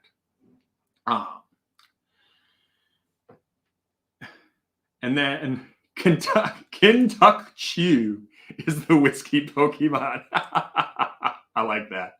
Hydrogen is saying, do I do my drinking on an empty stomach? No, I try not to. I had a big bowl of gumbo before I came on here. Well, I'm a proud soy boy, so I'm gonna chew my whiskey. Do you do this with wine too? You can. I don't think they usually don't call it a Kentucky Chew with wine. They I think they have their own method. Wine sommeliers, they roll it. They roll it around in their mouth too, and it's very similar. They roll it around in their mouth, But yeah, it's similar. They just don't call it the Kentucky Chew. So yeah, Yeah. But again, you don't have to do that. Sometimes I just want to drink my whiskey. Sometimes I don't want to get really into it and try to figure out every single little flavor. Sometimes I just want to take a sip. So, yeah. And the last part is finishing strong. So sometimes my favorite part of a whiskey can actually be the finish. So the finish is once you've swallowed, what do you taste? And how long do you taste it for? After swallowing your whiskey, does the taste linger in your mouth? Does it linger on your palate? What I like to do, I take a drink. Whoop. Once I've swallowed, I breathe out. Take your sip. It goes down. You get that nice warm feeling, also called a Kentucky hug. There's a lot of terms that start with Kentucky. Sean Whiskey's here. Yeah, he's just joking. He's just joking, man. They're making fun of douchebags. They're not actually douchebags themselves.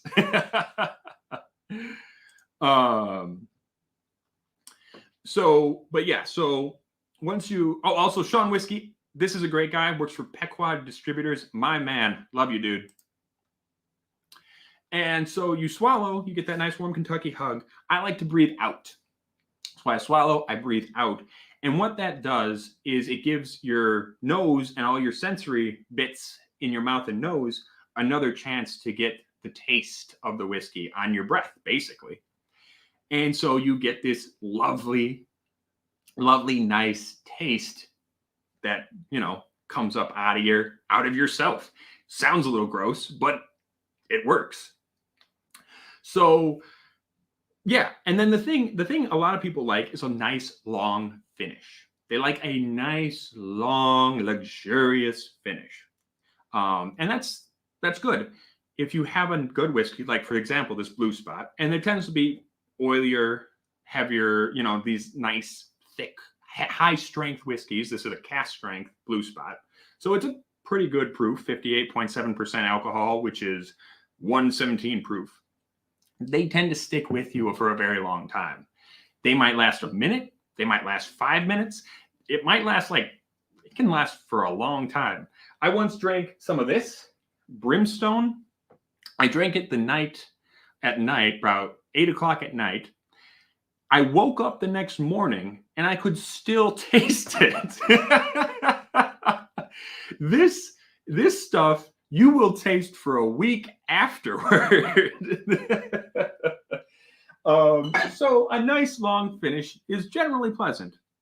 When you have a less flavorful or less strong whiskey or a kind of thin whiskey, the finish tends not to last as long. It tends to you swallow it, it just kind of ends. This guy lasts a pretty long time. I know, that is nuts, right? This Brimstone, you got to understand, this is a pot distilled, basically, a corn whiskey, essentially. So it's basically made out of corn, and they smoke it with Texas scrub oak. And this is one of the most flavorful, heavy, smoky whiskeys I've ever had. Absolutely crazy. You can see the color on it. That's not caramel coloring. That is for real, the for real deal. Compare that to something like this guy. Yeah, check that out. Check out the color on that guy.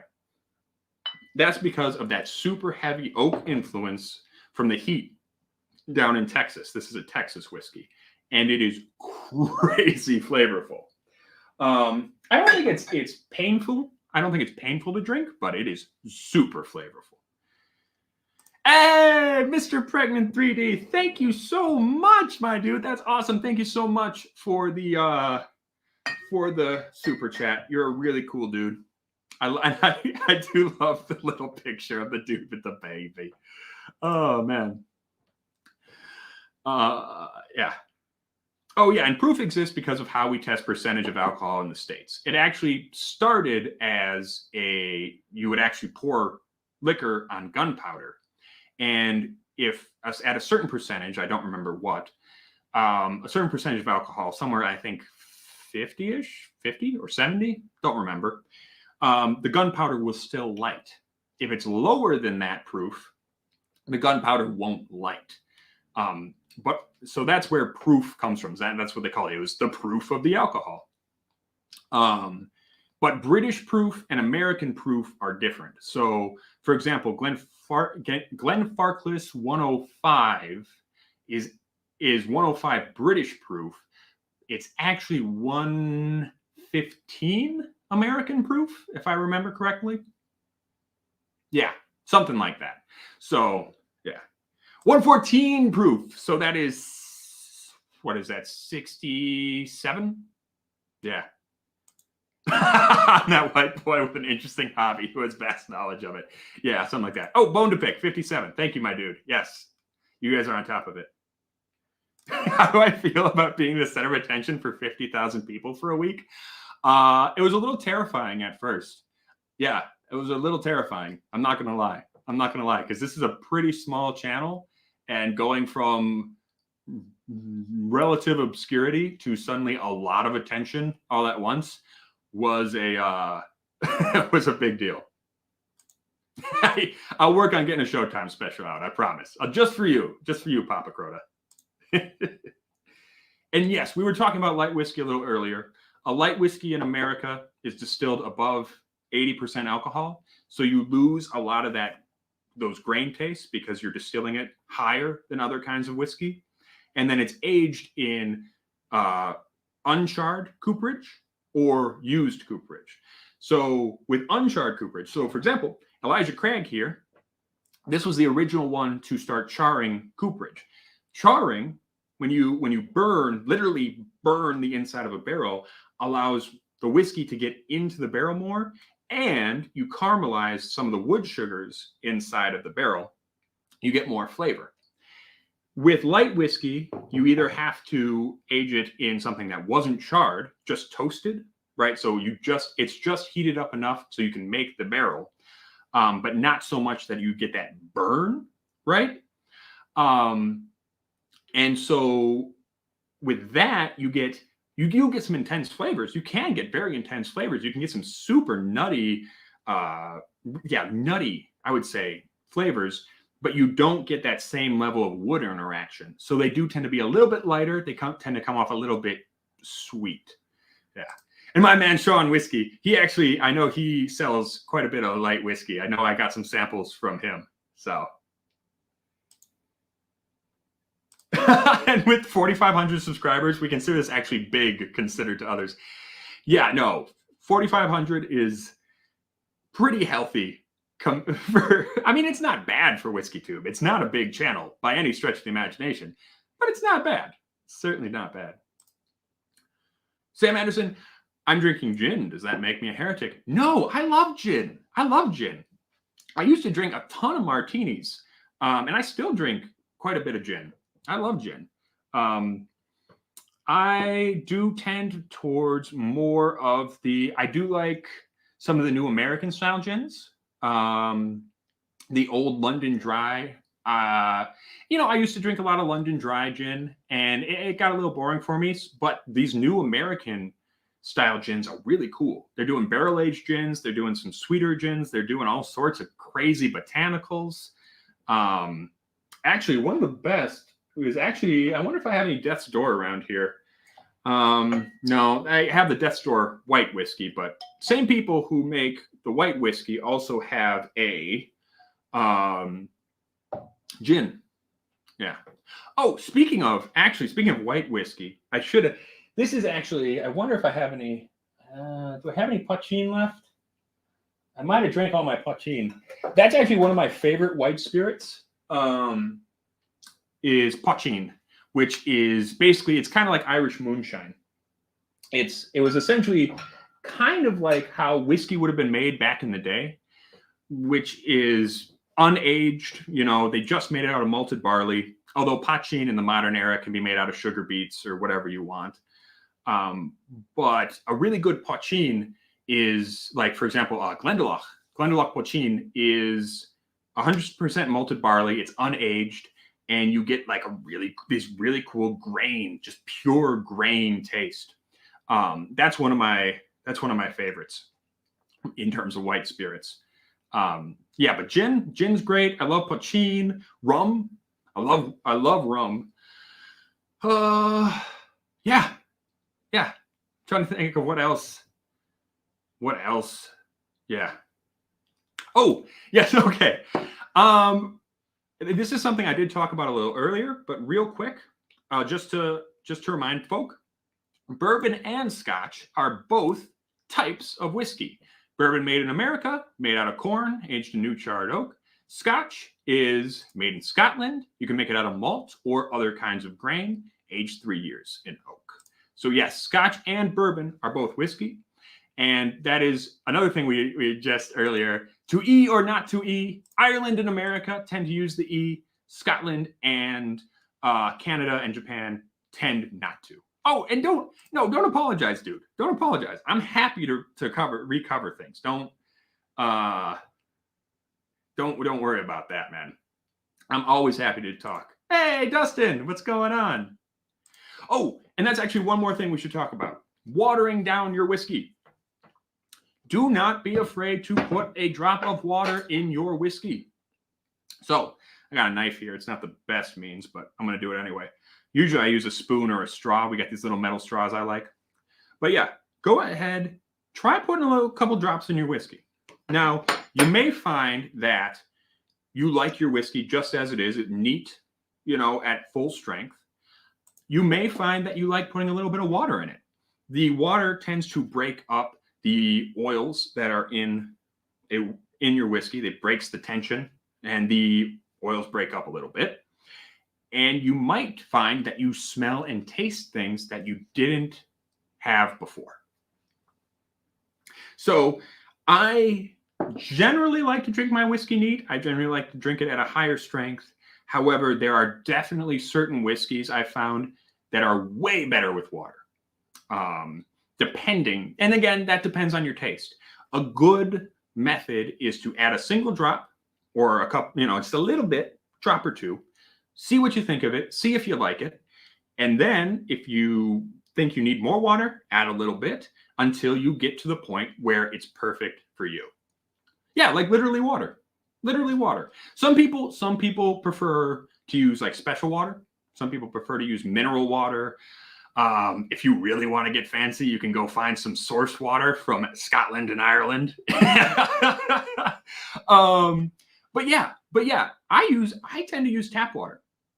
I do. I don't mind tap water. I mean, we do have pretty good tap water here in Milwaukee because we got Lake Michigan right here. If you have well water, it might be a little different depending on what kind of aquifer you're sitting on. You may get different minerals in your water.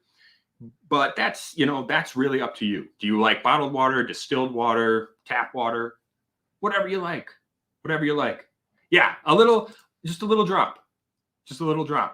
Yeah, speaking of needing water, barrel strength Old Forester. Yeah, I can agree with that. Also, 1792. 1792 foolproof, definitely. Is the whiskey sweats a real thing? Yeah. Whiskey sweats, whiskey dick, both of those are real, 100%.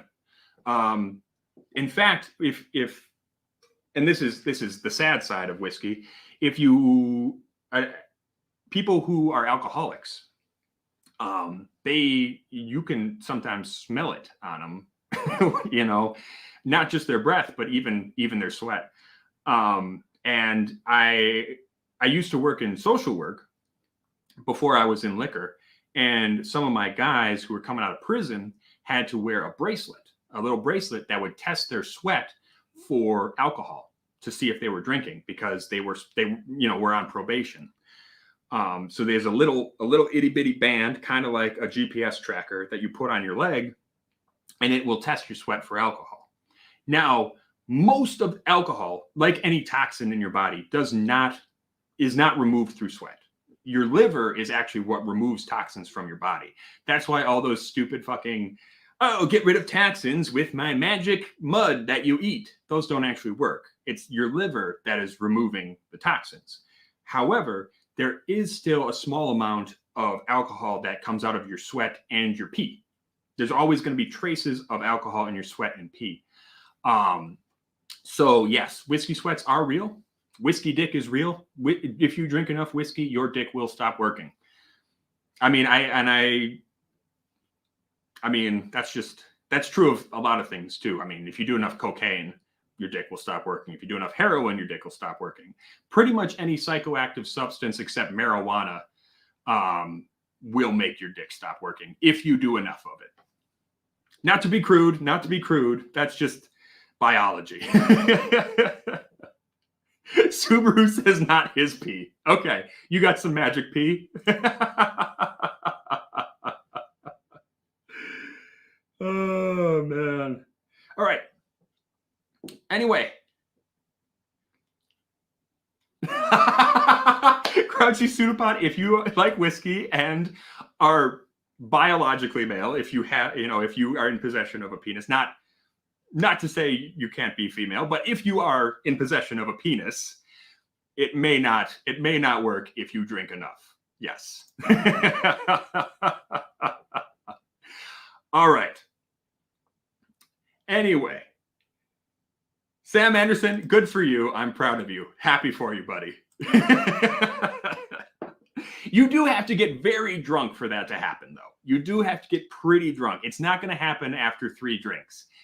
But if you get really, really drunk, if you are blackout drunk, your whole body doesn't work right. That is something to consider, right?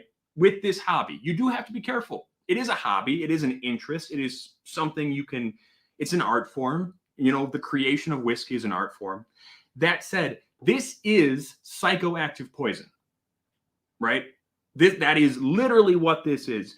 This is a psychoactive poison that we are drinking. It's a socially acceptable psychoactive poison, but it is an addictive poison nonetheless.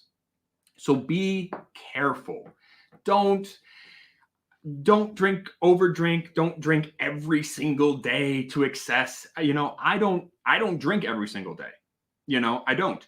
And if I do drink during the week, I don't have more than 1 or 2. I drink on the weekends, but I do try to keep it to tasting, not to chugging, right? So you don't want to get to the point where it's a problem.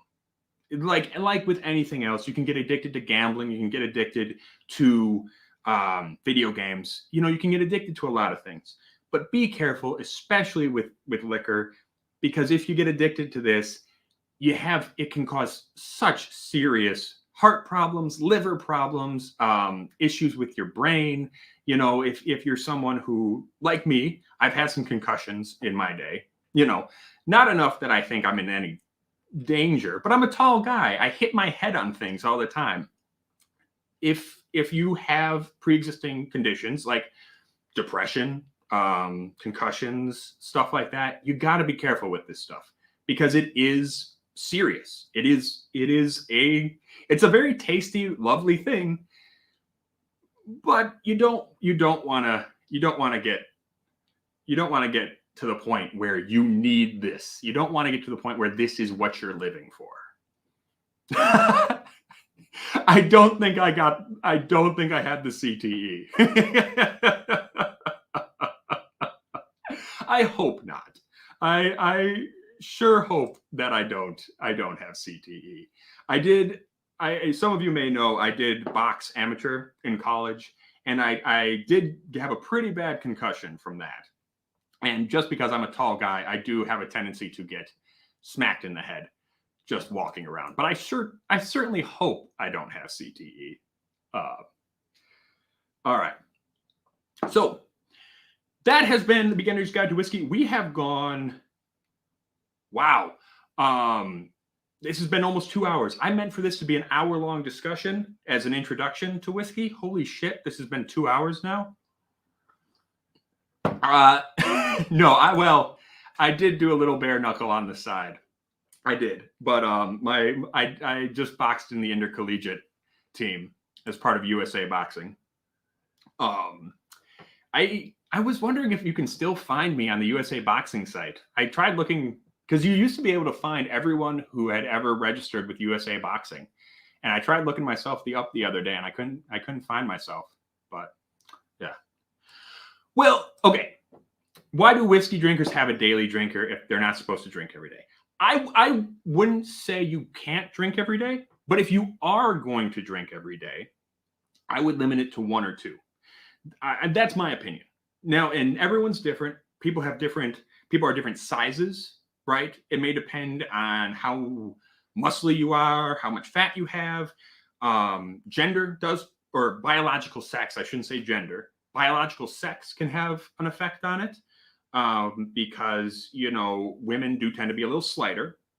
Or biologically, women tend to be a little slighter. So, yeah, it's different for everyone. But if you are going to drink daily, right, you should probably keep it to one or two. I would say. Generally, if the World Health Organization says don't drink more than 7 in a week, essentially, which in Wisconsin, for example, that's very small. Wisconsin, we get drunk all the time. We drink constantly. We drink so much. So that's really not all that much compared to how much a lot of people drink, especially in this state. But generally, for health concerns, if you are biologically male, you should probably keep it to 2 to 3 drinks in an evening. And you shouldn't do that every single day, or you could have one every single day. If you're biologically female, you might want to have a little bit less depending on your size. But again, everybody is different. Everybody's different. Everybody has different tolerances. So I don't want to say you shouldn't drink daily. You should just be careful, I would say. And generally, when we refer to a daily drinker, we're not saying you have to drink it every day.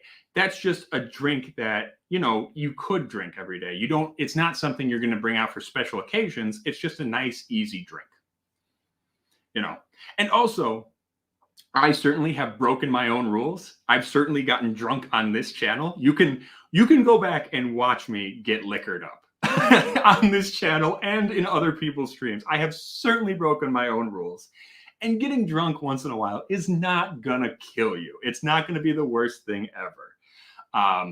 Because I have certainly just completely acted the Mickey and just been a complete doofus. However, just be careful. Just be careful. Best hangover remedy. What I like to do is if I know I'm really drunk, tonic water. The night before, right before going to bed, I'll drink a very, very big glass of tonic water. That's worked for me. If it's the morning of, I kind of like actually pickle juice. I'm a big fan of pickles, but yeah, pickle juice, salt and brine. But don't just drink pickle juice. Don't just drink pickle juice because it'll dehydrate you. Have a little bit of pickle juice and then a big glass of water. Just a big thing of water. What's up, Eric? Wait, my guy. I love Eric. He says the daily drinker, the whiskey you drink in a coffee cup at work so nobody knows. Oh, Pedialyte. Yeah, that's a good one. Pedialyte and V8. Yeah, that's a good call. Gin and tonics. Yeah, gin and tonics are a great way to go. I will say, and that's another thing to consider. If you're drinking your whiskey neat, drink it slowly. Because if you blow through a lot of neat whiskey, you're going to dehydrate yourself very quickly compared to drinking beer or cocktails. If you're mixing your liquor with something, another liquid, you're going to be less dehydrated than if you just chug a bunch of neat liquor. So when you drink your whiskey neat, be careful, Yeah. Oh, biscuits and gravy. I do love biscuits and gravy. And chicken fried steak. God, I love chicken fried steak. Southern America knows how to eat, man. God, the southern cuisine is just the best. I love Creole food and soul food and just all the various Southern styles of barbecue. Man. Gatorade, there you go. Gatorade is good too. Again, because it's got sugar, salt. It's sugar, salty water. It'll rehydrate you. Yeah. Yeah. Yes, and yes, have multiple drinks. Have a glass of water between drinks if you have multiple. That's always a good move. Yeah. All right, so we just came up on 2 hours. We still have 69 in the chat. That's awesome. If you haven't hit the like button, I would appreciate it if you did. I'm going to take a couple more. We'll take a couple more questions, but then I'm going to call it a day because I'm pretty sure Kilco was going on, and I hope I haven't run into his time too much. I would feel bad if I did. This went a lot longer than I was expecting. Yes, go over to Kilco. Show some love to Kilco. Schmorgesfein.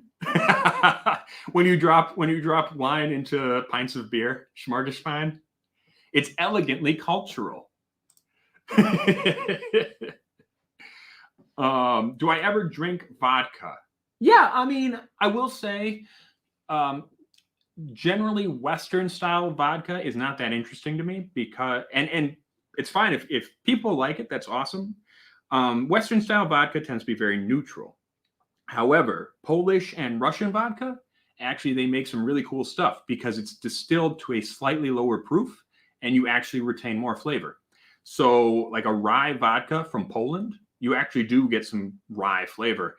So that's fun for me.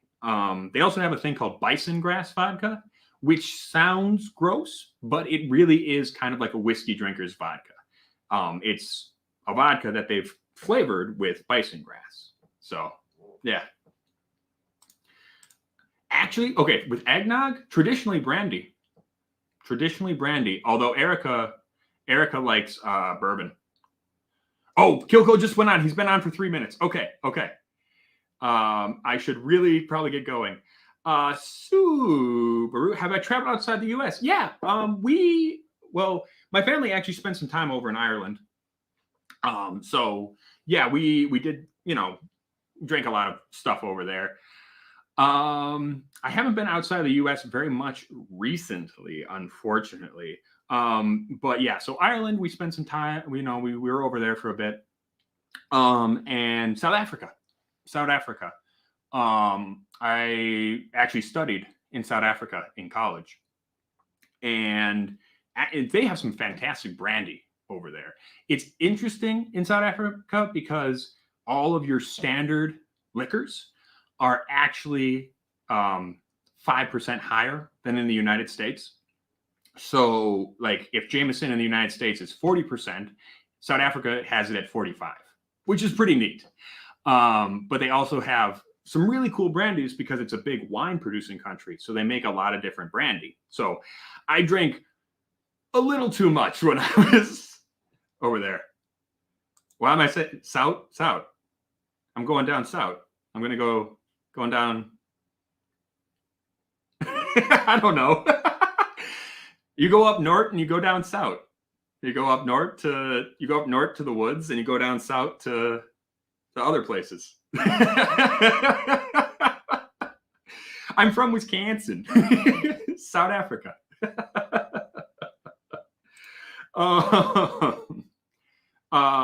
Okay, okay, 2 more questions, then I'm done.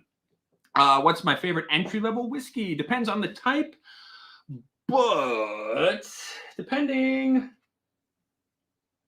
Glenfiddich. Glenfiddich is a fantastic entry-level whiskey. And okay, one more question. I'll find one real quick. Beginner looking to drop 100-ish at the liquor store. What would you recommend as a good introduction variety? Oh, same question, kind of. Glenfiddich is great. Redbreast is great. If you want to go for a nice bourbon, actually $100 in bourbon you can get some really nice stuff, but you can also spend like $40 in bourbon. Get some Elijah Craig, get some Makers 46. I love this stuff. This is Makers 46 cast strength or regular Makers 46. Such good stuff.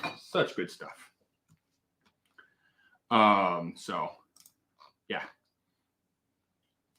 All right. I gotta go. I'm gonna call it today. Thank you all for coming by.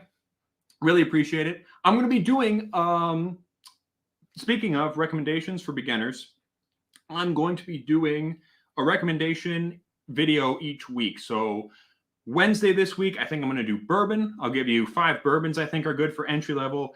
Next week, I think I'll do Scotch, Rye, Irish, 1 week each.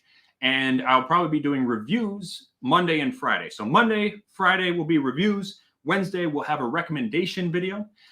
So if you're not subscribed, make sure to do so. And if you don't mind hitting the like button on the way out, it helps the channel. Now go watch Kilco. Go watch Kilco. Tell him I sent you. Show him some love. But most importantly, stay healthy, stay safe, and stay rotten. Cheers, everybody.